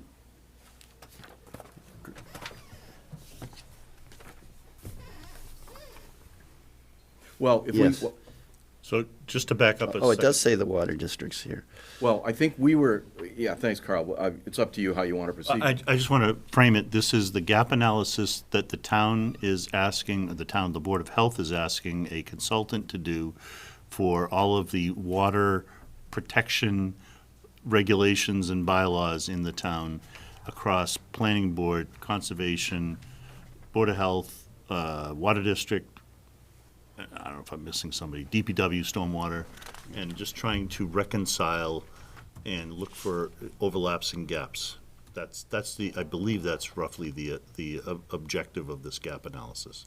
And so we've been asked to contribute our issues with those gaps, and Peter and Mark have been asked to lead that for us, representing us. Thank you, thank you. So just to frame it. Thank you. And then there's a draft that I think I emailed to everybody Sunday. But let me tell you just a little bit about it. I went ahead and answered the questions in the questionnaire. So my thought was, Well, that's what he's looking for. yeah, so I didn't I tried to, what do you think? You read it. I tried to put in some of our recommendations or challenges, but I was mostly trying to answer their questions. So I think there's another step. And let me describe that. I mean, the thing ended up being, you guys saw it, 4 pages long, but I just was trying to answer his questions, and I actually did edit and take a bunch of words out. I'm wondering if we as a commission want to write a very short summary, which I think the words are already in the 4 pages, but it's not in one little paragraph, saying, hey, this is what we really need to do our job. And I think the whole tone of what I wrote is like that. You know, we have an obligation on the clean, and here's what we kind of need from other boards. It's in there, but it's not summarized in like a short paragraph. Or do we wait and see how this process moves forward? I don't have a clear answer.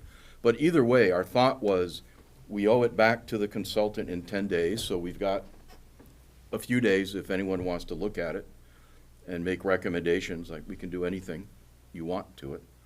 Or if you don't, we can just have Mark and I wrap it up formally and send it to, I think the instructions are send it back to the consultant. Yes. Yeah, sorry. So anyway, the simple path is we'll send it back to the consultant in about 5 days or before the 18th, and if you all want to comment before the 18th, Okay. you know, just send me an email or call me, or Mark. I think there's Does that plenty sound of, right? there's a lot of information in here that you put in. Oh, yeah. I don't know if there's any redundancy with the Water District or anybody else. That's fine. They should hear it twice if they have That's to. right. Okay. Yeah, That's, the Same- water same district thing- should, same thing- if they have the same thing same with- issues we do, they should hear that. Yeah. But there is a couple of next steps, though. Maybe I should put a finer point on just a couple of what I see would be helpful for us to think about, right? There's the big question that we all been talking about. What is the process? You know, the Water District does their thing, and, you know, Board of Health does theirs, and there's coordination, I think we all feel is needed. So the position I took was, look, we do have legal responsibility to protect groundwater, to protect drinking water, it's mentioned twice, and to prevent pollution And flooding. and flooding. So what the piece really says is, look, we have this obligation, but we don't really have the strong regulations in town. Those regulations sit mostly with Board of Health, but also Planning Board in the Aquifer Protection Permit. So what my piece really says is, look, or this is our decision, either we need to grab a hold of some of these issues and just say, we're gonna require, you know, contamination studies and all this other stuff, or we need to go with the flow under the current structure, but have a better understanding of what these other boards are doing. Because that's really why we spent so much time in this room on like 270 and the Brick Hill projects, because it wasn't clear who was looking at what. And I pushed the issue because we have a legal responsibility to prevent pollution and make sure the groundwater's not polluted. But we don't really have the legal authority. So that's one of the 2 points. The second point I kept saying, I think you said it, Red, all right. I kept saying, look, the bottom line is we, the town, needs good technical analysis. I don't know if something is going to contaminate the drinking water unless a hydrogeologist does some studies. And some are starting to be done, but we don't know how those studies are being done and if they really answer the question. And the same is true of the contamination studies. I think you recall the consultant came before us on Hildreth with some contamination information that didn't really answer all of our questions. So we need to have some input to whatever technical analysis is done by these other boards in general, like a good, clean scope of work. Here's how we're going to do these. But we also, what this piece says, we need input on each specific project. So for example, when a project comes into town and it gets shunted off to peer review, well, we need to provide input to what's being looked at rather than waiting 3 months or whatever it is, 2 months for a peer review study, and then somebody like me goes, well, what about this? Let's try to get the what about this questions out on the table early to the technical expert. Now, that may require all of us, to think ahead of time, but I think, to Bill's point, moving these, hearings forward, I think that would help us. So that's kind of what this thing says, but I think you might have to read the whole thing. So that's one question I have is, maybe Carl, you and I, Mark, can work at that offline. Do we want to be more direct or just simply answer the questionnaire with all this stuff woven in? I think you're, from my point of view, you're on the right track with what our issues we've identified in the last 2 years of hearings that have, to your point, we just sat here way too long, too many times, Right. went in circles, and we all were recognizing we had these issues. And so it's Right. good this gap analysis has come along, and I really I like appreciate the it, work yeah. you guys have done. And I'm good with you just kind of buttoning it up, making it into a good, a good response to them. And All right, well, I may take the liberty of. happy to read through and, comment, but, Yeah, so I'll wait a couple of days if Yep. anyone has any So the comments. last version let me was know. you sent out Sunday then? Yeah, All right, Yeah. so I'll look it over and get you guys. Yeah. both it's a rough comments draft, back. but it's got the stuff in it, All right, yeah. I'll get And- my comments back to both you guys. yeah, we can change anything. And Mark, I hope I wasn't too mean to the former Water District staff because I used 270 as an example of things that we shouldn't do. With Hilton Street, I never got a good answer on having no septic systems on the property there if they're gonna be detrimental to the water, Jim. We don't know, we never got an answer from that. And by the way, I've been trying to learn more about this. I think there is a fundamental disconnect in the whole Wetland Protection Act, because they tell us to protect aquifers, but then they don't say you can authorize a Phase 1 contamination study. Right. That's over at Board of Health. I mean, that's the fundamental issue that we might think about if we get around to looking at our regs. Yeah. I don't know how far, Chris, but we I'm should think hoping about that, I think Lassard seems to be the right consultant to do this. I'm Yeah. not thrilled about how this seems to be dragging on the process for how it's happening, but I think he has the firm has the expertise from what I see. Yeah. But we'll see, Yeah. I'm hopeful, but I have to say, I'm a little skeptical at the moment. Yeah. But we'll see. But again, without getting into the details, I can envision a bunch of things we could do with our regs. For example, and what we should do it with other boards. For example, an applicant should give us a list of all the environmental permits in town, but also outside of town, that they think their project needs. So right off the bat, if it's a contaminated site, the DEP, hazardous waste stuff gets at least on that first list. Yeah. Not we're 3 hearings in when somebody goes, oopsie. Yeah. And that could be a simple checklist that we ask the applicant to submit to us and the planning board. Here's the regs that we think apply and maybe a couple words as to why. Okay, So anyway, there's a few things like that we could do also down the road. okay, That we makes good? sense. Yeah. We good on that? Great. Thank you, I appreciate you. it, Mark. Yeah, thank- Peter, thank Yeah, you very thanks. much. No, it's important. Yep. You're up next also. The next one is the $4,000 to acquire the Gallirucella beetles. Again, talking about invasives at Warren Pole. So purple loosestrife was loose, went crazy at Warren Pole this past year. And so the beetles have been effective in the past at other sites. You said in the River Meadow Brook it's been used. And other Yeah. places in the state. It's been used here in town, it's been used all over the state. Yeah. It's been very effective, very effective. It's, yeah, and I think that the Chelmsford story is interesting. I don't know the whole story, but I don't know, maybe 10 years ago, one of David's predecessor, I think, and some others in town, Dave Sperry is here, he might know about this too. But there was a project to introduce these beetles to one of the watersheds, or maybe two of them.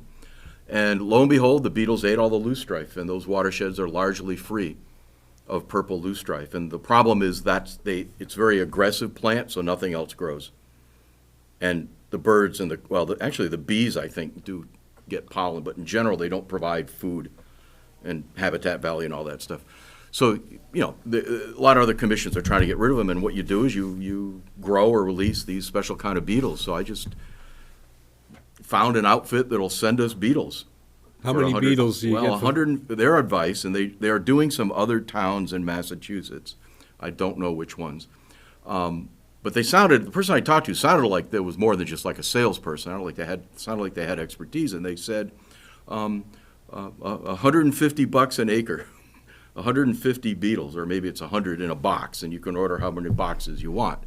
So if Warren Pole, for example, and the other part of the story is I got interested in this because, Carl, you made the comment to me about the loosestrife, and we all probably saw it.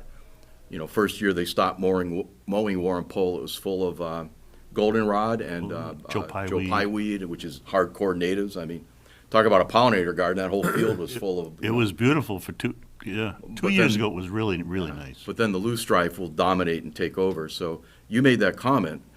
And so the thought is, their advice was an aggressive approach. If you have, 30 acres, I don't know if that's the right number, then it's one box for $150 per acre. And that's where the $4,000 came from. I don't know if that's 30 acres.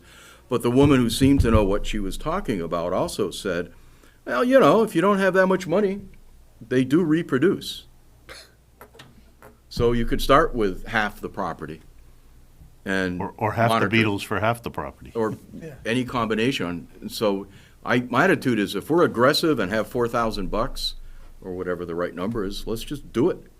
Because they will migrate down the watershed to other places, I guess. And if we don't have a lot of dough or we're a little hesitant, let's try a few acres. Your call. So let me frame this a little bit by saying, let's discuss if we think this is the right thing to do before we talk about the money, because they're two different discussions.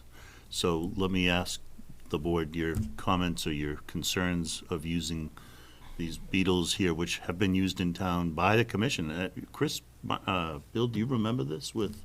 I don't remember this. I want to say 15 years ago. I'm trying to remember her name. That was Corey Rose Corey. was, I believe, the agent, although she might have just been. No, she was on the board. She was on the board, rather? Corey was on the board?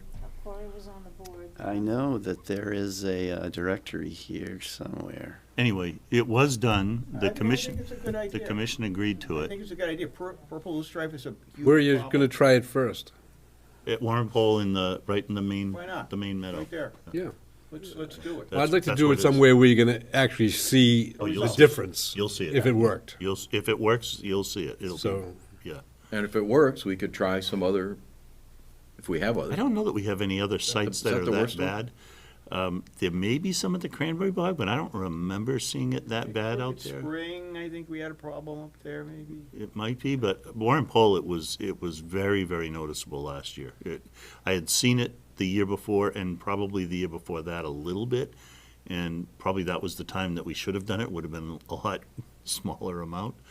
It was bad in a lot of places suddenly last year. Yeah. I'm not sure why.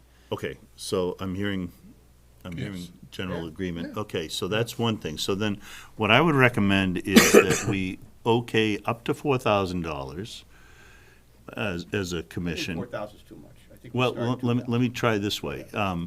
David and I are working, trying to get Oxbow to give us a proposal for invasive management on the site for other things beyond this. And so what I'm thinking is that if we get that packaged with something here, we can go to the CPC and ask for CPC money, because this is improvements. I'm not 100% sure this will fall into the CPC guidelines. I think it is, because it's improvements to a conservation, a CPC acquired property. So I would believe it is. I don't think it would, I think I'm more inclined to say probably 2,000 is probably what we need. But then if we have some more money that we go for Oxbow for doing things like burning bush and bittersweet and wisteria, because the wisteria that Becky's gonna get in her little area, there's a whole lot more, and there's burning bush up and down there. So if we can agree that we want to move forward, and then we can work in the background on figuring out how to pay for it. So maybe we go with 2,000 as for specifically for this, and we'll try to come up with, unfortunately Oxbow is kind of like we're trying to pull from them. They you ask for a quote, and 4 weeks later they still haven't sent the quote. They're not- But I think this really should get some professional expertise, Yeah. you know, to assist. Yeah, and they would have this expertise, so. They have done Yeah. that. The Beatles, you mean? Prior? Yes. Okay. Yep. Yeah, So they- do we want to, I think, I can verify this, I think the order has to be in by May 1st, and the release date is like later in May. Okay. Well, we don't have the money right now. We don't have the money right now. That's Well, right. if we place an order, let's, from this point of view, let's approve it as we want to do this, and then let's see if we can figure out how to get money. And I think it might be we waiting. can't, we can't, It might be waiting until next year. yeah. But it next might- year's July 1st, right? Right, so I wonder if we can, Well, I'm sometimes willing. Paul and Darlene can be creative, so. How about the right reservation money? Yeah. Is there a problem out in the right reservation? It doesn't grow in the shade much. Yeah. No, it's no, I not- mean, It's not right reservation. You don't have to use the money on that I see. site. Right, you don't have to. There, isn't there? Yeah, Huh? yeah, you don't have to use it on that site. I mean, it's priority, and we are using that money, so, Well, ecologically, it's essentially the same property. yeah, the water comes from And the right critters. reservation, yeah. I'm just saying as a So source let's, of money. again, let's just say, in principle, we're in agreement. We'll see if we can figure out a way to get the funding for it, and, So my thought, I don't know how this is done in town. I'm happy to front the money on my credit card if that expedites things. I just obviously don't want to be left hanging. yeah. Yeah, I don't want So to I'll work with you guys offline, but, That's not, I wouldn't do it that way. yeah, I wouldn't do it that way. all right, but I don't want to We'll see. I don't want to get wrapped up into a 4-week approval with CPC and Yep, then, you know, yeah, because no, we'll miss the deadline. let's see if we can figure out a way. David's not being very optimistic, but I'm reading his facial expression, but we'll see what we can do. Well, there's see what always we the can do. possibility that some citizen might just order Yeah. a couple boxes of Okay. Beetles, and they might just I happen to mean, fall I out of mean, somebody's car. what's the urgency to do it Just this never year? know. Yeah, What's the urgency to do it this year? Get it done. yeah. Well, Ratification. Habitat, baby. yeah. Habitat, yeah. Yeah, it'll be even worse next year. What's the urgency? I don't know. No, I mean, it's been getting worse and worse, and I don't know. Well, Okay. I All right. honestly, I think this going after the invasives is a great thing to do. It should be one of our highest priorities, really, as a I commission. totally agree. We've got the Warren Poll Task Force moving forward. Yeah. We can join the cause and get some momentum going. So, I mean, I think it's a good Right, thing to do. exactly. And Yeah. if I could just add, we asked the question, you kill the invasives, what happens next? Yeah. Yeah. We know the answer because we saw it 2 years ago. Yeah. It's full of seeds of these other They plants. come back, yeah. You they get come more back. invasives, different invasives. Well, all right, Some things come back. Some things come back, all yeah. right, there's that question. But the idea is the beetles live there. It's not like the bittersweet, Right. where you gotta come back every year and Yeah. tend Yeah, to it. yeah, no, It's the a great- beaters. it's a great Okay, idea. all right, so we'll do our best to figure it out, but we Okay, have we'll work on it. tacit approval here. Okay, so let's keep moving here. Tree removal policy, so Mr. I Garahan, wanted to bring this up, and honestly, I'm not a big Facebook guy, but recently I saw a posting of Dave McLaughlin, our former Dave McLaughlin, do we know that name? Long-time commissioner had just made a comment about, we as a town really want to focus on kind of limiting some of the loss of trees. And there's a project right now, right on North Road, where we saw a lot of trees being cut down. And I was also familiar with an article recently in the Lowell Sun about a project in Lowell, where they had a large number of acres of an former apple orchard was just cut all down. And, that's a loss. And we as conservation people know the great value of trees to the environment, to our habitat, to all the values that we're trying to protect. So, I really think, and we maybe not decide today or figure it out today, but I think we really need to take a look at what are our options as far as protecting trees in the town. How can we work with like our colleagues over in the planning board and some of the other concerned citizens that we have, and what can we do to come up with a policy where, let's look at some examples other towns have done, and maybe the success stories out there. But I think it's a good time for us to, bring that forward under our kind of land management responsibilities of really focusing more on protecting trees. So I just wanted to bring it to the commission tonight and kind of bring it up, because I know there's going to be support from us on this. Thoughts, Yeah, Peter? and the tree committee has been working on that very question. It's not ready for prime time, but a couple of members have been looking at other towns. And if I could give you a quick example, in Weston, a bunch of people went down this road and came up with a too strong of a town ordinance that was a bylaw change and got voted down. It was, the residents didn't, it was too, I could tell you what it was, it doesn't matter. But other towns have different policies that are working. So I thought I would get the tree committee revved up to offer the planning board and this group and select board a short chart of, 4 or 5 other towns and what specific terms are in their tree bylaw. And then the second part of that is, I think you guys know this, but there's $200,000 a grant this year that the tree committee's working on with our tree warden. And the first is we're going to plant, I should say a contractor under supervision by DPW and the tree committee are going to plant about 70 trees this spring. 25 at the dog park, a whole bunch along the entrance to the high school. And Christine Clancy's got some other spots. And as part of that, Thanksgiving forest? well, there may be extra trees. We'll come back to that. Okay. This is a little bit of a tangent, but as part of it, a fellow came to the tree committee and he's put together a memorial tree program that he wants to advocate. So there's some other pieces to it. But the thing is, and there's another batch of money to do a consultant study of 26 trees at 26 miles of scenic roads and invasives, and give us an inventory of the trees, because Christine would like to start putting public trees on their GIS as a layer, but also give us recommendations, because, the ash trees are dying off from the borer and there's problems. The trees are in distress. So that study probably won't be started till later in the summer, but those are 2 chunks of money this year, and so that's the second half of a tree program is, okay, what are you going to do next year? At the moment, there's no money. Near as I can tell, the money we are spending on trees, we're spending to cut them down, not plant them, what we talk about here at this board. So that's sort of the big question I could use bigger brains on. Do we somehow get, and it's the wrong time, I know, fiscally, to be asking for 50 grand a year to plant trees. But that's the question.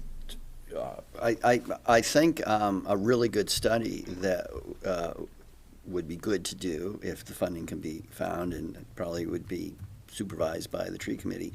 But look at all the properties in town, like this 150 North Road, that was just clear cut. I mean, I can think of 2 or 3 others right off the top of my head. Look at all of those properties that are currently wooded but are vulnerable to development, and look, develop a database of all of them and say, look at what if they were all clear cut. How much of a percentage Right. of the town's tree cover would be lost, and what are some possible environmental impacts to that. I think that would be a really good study to do if it could be done as a baseline. Yeah, and there is in the new town strategic plan has a tree canopy project in it that no one's yet, our town manager may have ideas, but I don't know if anyone's really talked about how that's going to be implemented. But in theory, one of our, town master plans calls for doing additional work beyond this year's projects I just mentioned. So my thought is, yeah, let's take a look at, bylaw changes and whatnot. Take a look at our own regs, because we talk a lot about trees here. So figure out if we need to change any of the town regs or bylaws, but at the same time, think about this broader question of, tree management and so forth. And I think the tree committee's ready to do stuff, but it's not really it's not a regulatory board like this one or the planning board. So it can be part of the solution, but I think the bigger machinery of town would be better off addressing this question, so I'm glad you brought it Well, up. at the same time, I know we're looking at the bylaws, reviewing our bylaws and regs, so maybe we can fold this in, work with the tree committee in this particular area I and, mean, we're gonna have our jurisdiction, so we're gonna Yep. be able to, we're gonna be able to protect our resource Yep. areas, including the buffer zone. So we can take a look at it from our bylaw and regulations to see what we can do, maybe, we can strengthen the protections of the existing trees. I don't know enough about the law part, but our bylaws relative to the wetlands and that resource area, but I'm concerned about upland as well. yeah. And Right. I don't know that we can't, nothing says we can't put a Conservation Commission bylaw about upland tree protection. Right, I mean, we'd have to go through. I don't think there's anything that would say you can't do a general town bylaw. Right, about right, tree right, protection. right, But, right. but I think if you're gonna ask, someone's gonna go and ask the town to pass that, I think you have to have this study, you have to have Yeah. the data to say, well, if we Yeah. don't do it, what's potentially at stake? Exactly. Yeah, because the problem. I like that idea. Because the problem these other communities have run into, I mentioned Weston, but all of the bylaws we looked at, you know what they say. If you want to cut a tree bigger than whatever, 4 inches, you have to get a permit. And there's an online permit thing. And you have to either replace the tree or kick a couple $100 into the town tree fund. Well, a lot of property owners aren't going to like that. Right. So there's a whole, Right, you know, right. So you gotta. question of what the town- You gotta find the right balance. right. Yep. Yep, yeah, and some towns go overboard, and some towns, like us, we don't have a whole lot there. It's kind of like, we just look and go, I oh, mean, I think that's there's too an bad. opportunity Yeah. for us to move, towards a more protective Yeah. policy Right. of the trees, but not go crazy. We're not Carlisle, we're not some of these other communities, but we Right. might be able to move the needle to a little, we don't want the clear cutting going on. Right, right. Right. yeah. And then just one other quick thing the committee's been talking about a lot is, it's community values. I mean, the trend to have a big green lawn. Are you gonna tell a fellow resident they can't have a big green lawn, they gotta keep their trees?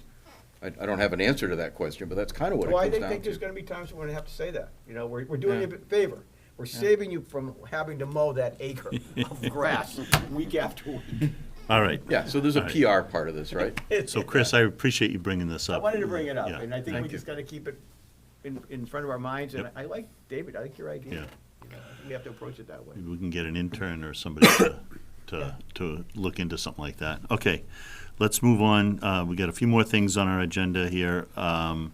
We have the continual business. This is the update on Freeman Lake parcel boundary surveys. So I went out there. Bill, you and I were out there. Anybody else go out and look? I think what Bill and I came up with, we're suggesting is the two, let's see, on the right side. I think there's 3. On the right, Oh, there's 2. okay, yeah, so on the right side, that's the closest to Route 40 on what's the road? Willis. So there's 2 at that end, and that's where we had the Dock. question about the dock. And so we think both of those, it makes a lot of sense to make that really clear. And then at the very far end is that 1 point spot, and then that goes out to the water to that second one out at the water. So that's the 4th one. And then I think it was that 5th one right there, just next to the point one Yep. on the left. I think that's, we said, beyond that, everything else is on the road that, if we have people parking along the road, that's an issue whether or not the marker is there or not.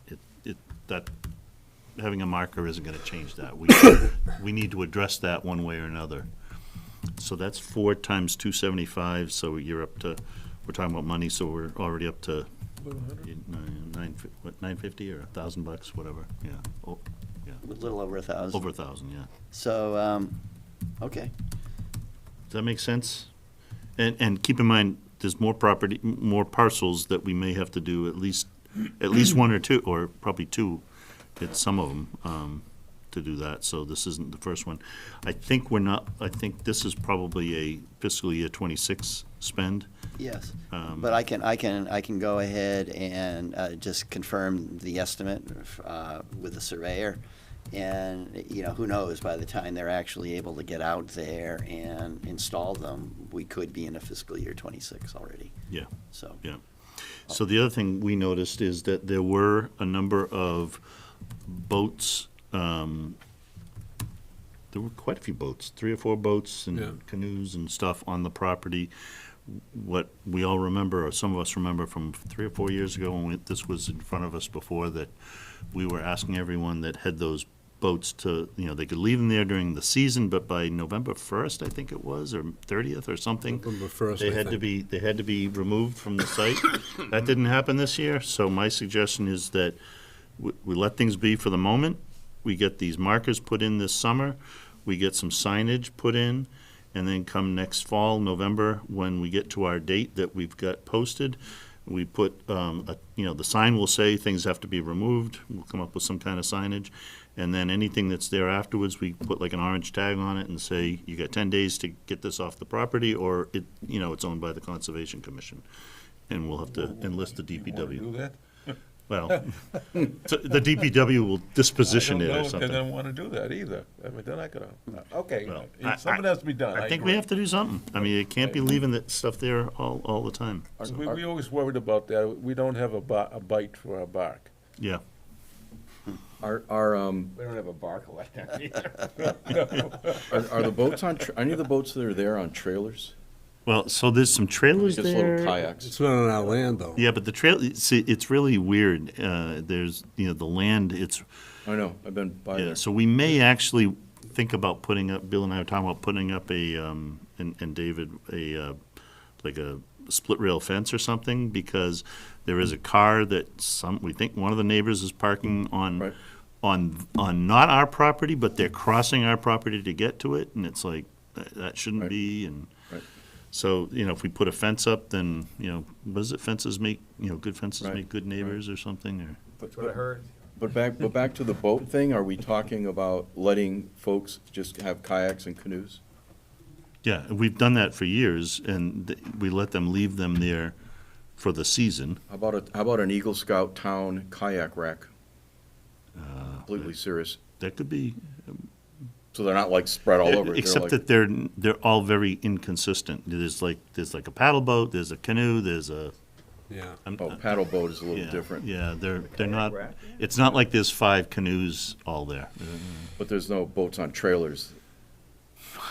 Not on our Pontoon boat. property, no. So it's probably the owners and residents of the neighborhood. Yeah, oh, yeah. Yeah, I'm- probably not I a don't big think it's. destination yeah, parcel for I don't think people it's to drive. people in South Chelmsford or, yeah. No, it's people in the neighborhood, they Yeah. get the boat, they don't want to lug it back to the house every night. Yes. Yeah, they And just people use walk that a down- lot. Yeah, Yeah.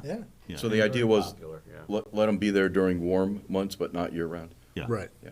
By the way, the lakes I'm familiar with, where people have camps and houses and whatnot, they do that anyway. They don't leave their boats on the waterfront over winter. Yeah, You want no, to put them, under the house or Yeah, something. we've gotten lax, so. Yeah. Anything else on this, David? I don't have anything. Okay. Final, last couple of things, land management. So we talked about the Coolest Farm kiosk. I just want to mention that David and I received an email from John Ray. It was when I was on my travels, so I didn't really do any response to it. But in that email, he mentioned all the things that they want to do on the site, on Coolest site, and one of them was put a kiosk up, which is where I got a little upset, I guess, because I'm like, okay, yeah, put a kiosk up and do some signage and things like that. Okay, that's fine. And then a few days later, we get a question about an Eagle Scout getting, where should their kiosk go? And I'm like, what kiosk? What are we talking about? Where did that come from? So that's why we had some issue with how that played out, and we had no idea there was a project for that. So we're gonna have to talk to Mr. Ray again, because I'm getting a little frustrated with how that's going, how that's working.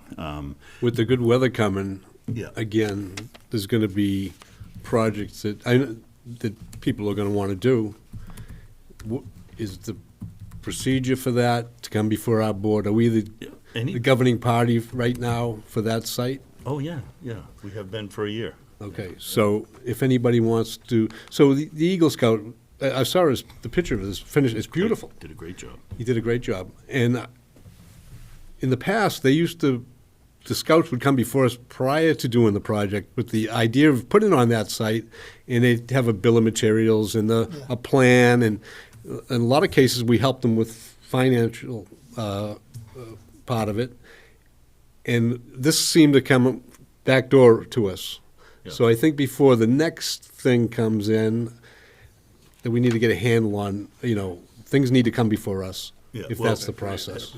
A month ago, David sent an email, roughly a month ago, to a number of, we didn't have a list of scout leaders, but we cobbled together a list and sent out a list that said, hey, we're here, the Conservation Commission, and we're looking, we're happy to have projects come to our sites, and please let us know, and, whether it's an Eagle Scout project or a non-Eagle Scout, just a scout group troop project or anything like that, we're open to any of those kinds of projects. But I think the last Eagle Scout project before tonight that we saw was the 2021, we had the bridge at Crooked Spring. Right. That's 4 years ago. Right. It's like, wow. And I wanted to just mention, I know you guys are thinking this, but it's really, really unfair to the volunteer, the scout, or even members of the public to start doing a project not knowing if it's been authorized by the legally responsible entity, which is us. Yeah. So, I mean, it worked out great on Yeah. this case, but I Yep. hate to see somebody left hanging. Right. That's why I think we need to get a handle on it Yeah. before the weather breaks and somebody else wants to do something else up there, or does something that doesn't jive with the long-term plan is. Right. But Yeah. we're all for good projects. Oh, right? yeah, that's beautiful. No question. So I mean, let's, there's people go up there,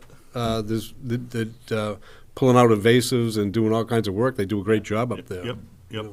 But, our directive has been keep maintaining the trails and manage the invasives, and that's pretty much. So the anything limit. other than that? Anything other than that, they need to come to us. Okay. Hello, Dave, Mr. Sperry, who is a former scout. You're still very engaged with the Yes. scouts. Dave Sperry, 12 Longview Drive. I've been kind of helping out with the coolest Eagle Scout project, trying to connect the dots that have gotten lost here. Just wanted to make sure that you guys were aware of that there are 2 picnic tables included in that kiosk. Nope, didn't know anything about that. So what we need to do is have that scout email you his actual plan that was approved. Okay. He's building 2 ADA accessible picnic tables. Awesome. Okay, that he'd like to place on the property. He's sitting up along the top of one of the hills there. Even though you can't get there ADA wise, maybe at some point in the future, a trail will be made up there. But Judy has the actual. So just to be clear, this commission approved the kiosk so far, right? Yeah. Is I'm sorry, the is same this scout? the same scout? Same scout, same Oh, project. Okay, okay. Oh, the scope is bigger than we understood. Right. Hello, Judy. My name's Judy Dudinsky, 24 Chestnut Hill. I am the Scout representative for the West Wind District that approves the Eagle Scout projects for the town of Chelmsford, with the exception of my troop, because that would be a conflict of interest. But I advise them, my troops, scouts, throughout the process also. And I, at the time, I approved Dominic's project, which was in October. This has been a long time approved project. He was in another troop. He was in troop 70, which has folded. So he's now part of my troop, but it's no longer a conflict of interest because it's already been approved.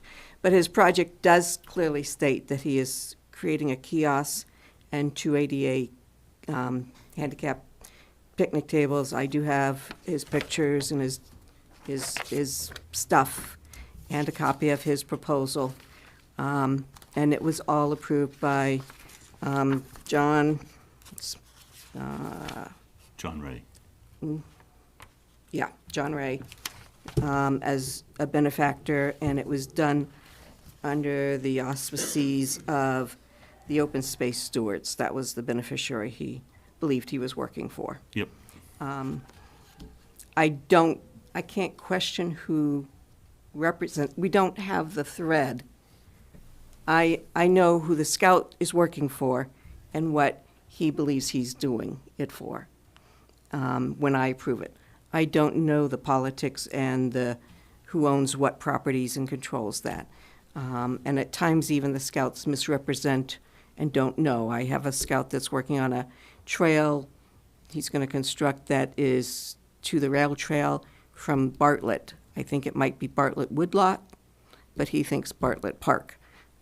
But anyway, he may not, I'm not educated on this, he's not educated, but someone has signed that proposal who's representing that they are the authority to do that. He's been working with that beneficiary. So that's how the process works. And I don't know how to close that loop, but the scout has, I can present you, give you a copy of his proposal and So that sort of stuff. I'm personally, having seen the pictures, the photos of the kiosk, I don't need to see pictures of the picnic Picnic table. I'm tables. quite confident they're going to be, if they're not already built, they'll be quite good. They're not built yet. Yeah. He's fortunate not all our projects come out with such skilled workmanship, and Yeah. he's not necessarily included the general scouting population to build it. And he doesn't have a professional father working with him. So, I mean, the other scouts generally. So you get Yep. a project of what you get. It's not a professional job generally. His is a higher standard than oftentimes. Yep. But is there any clarity? So- As scouts, we've been spoiled by working with Phil Stanway because we just go up to him. A scout they don't look at the big picture of how long they have to work on a project. They go, oh my gosh, I'm going to turn 18 in 5 months, I'd better get cracking. Yeah. And sometimes I've seen a scout take 8 projects. He's written up 8 projects before it gets approved.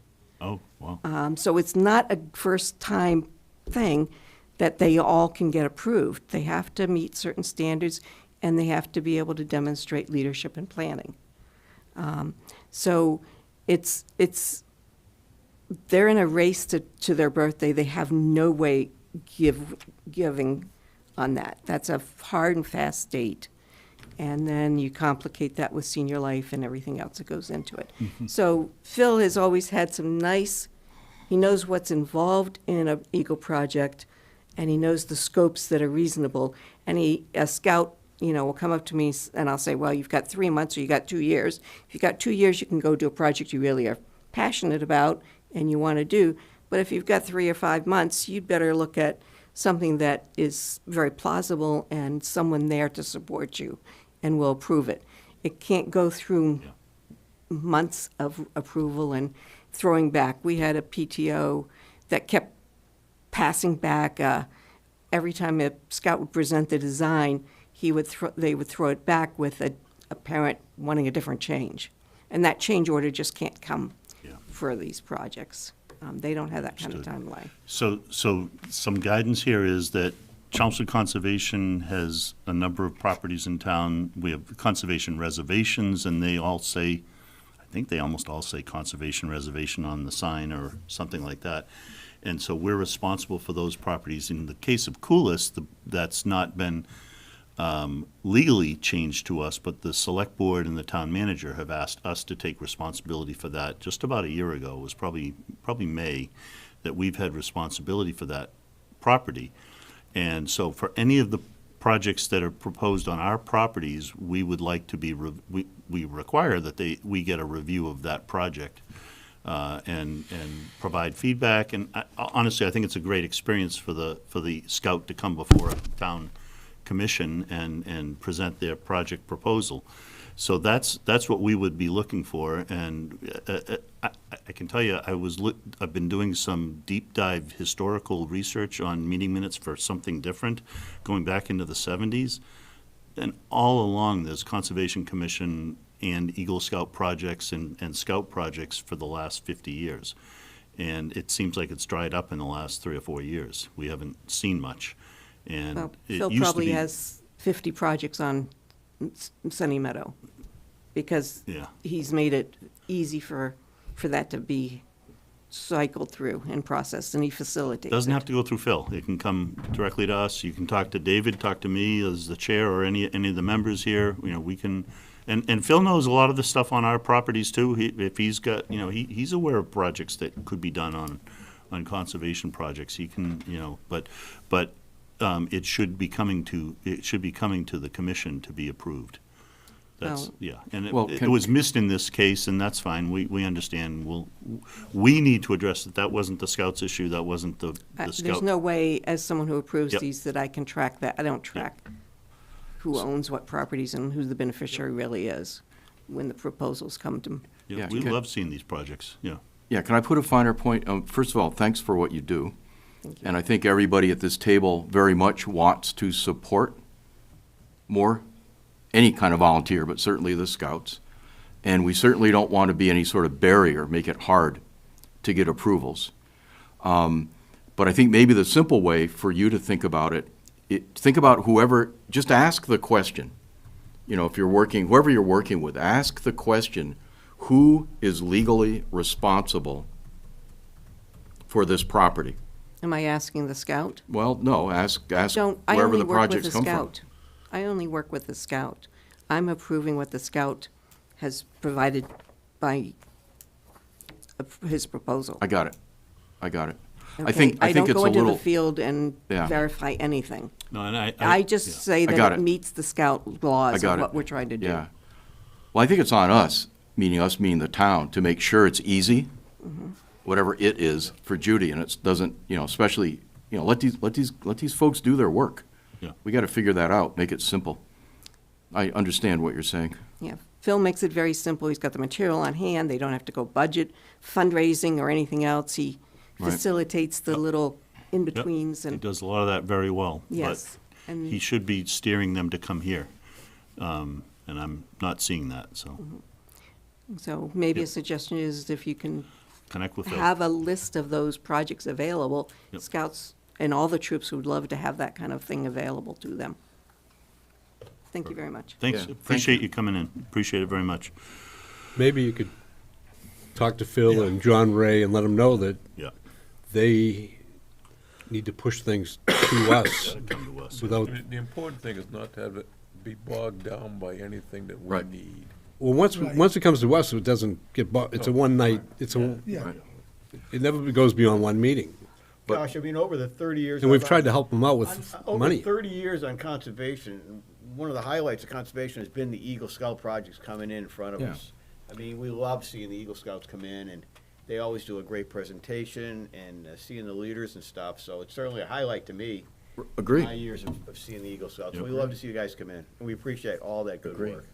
And I'm still a member of the Order of the Arrow as well, too, so my sympathies Me too. are with scouting, for sure.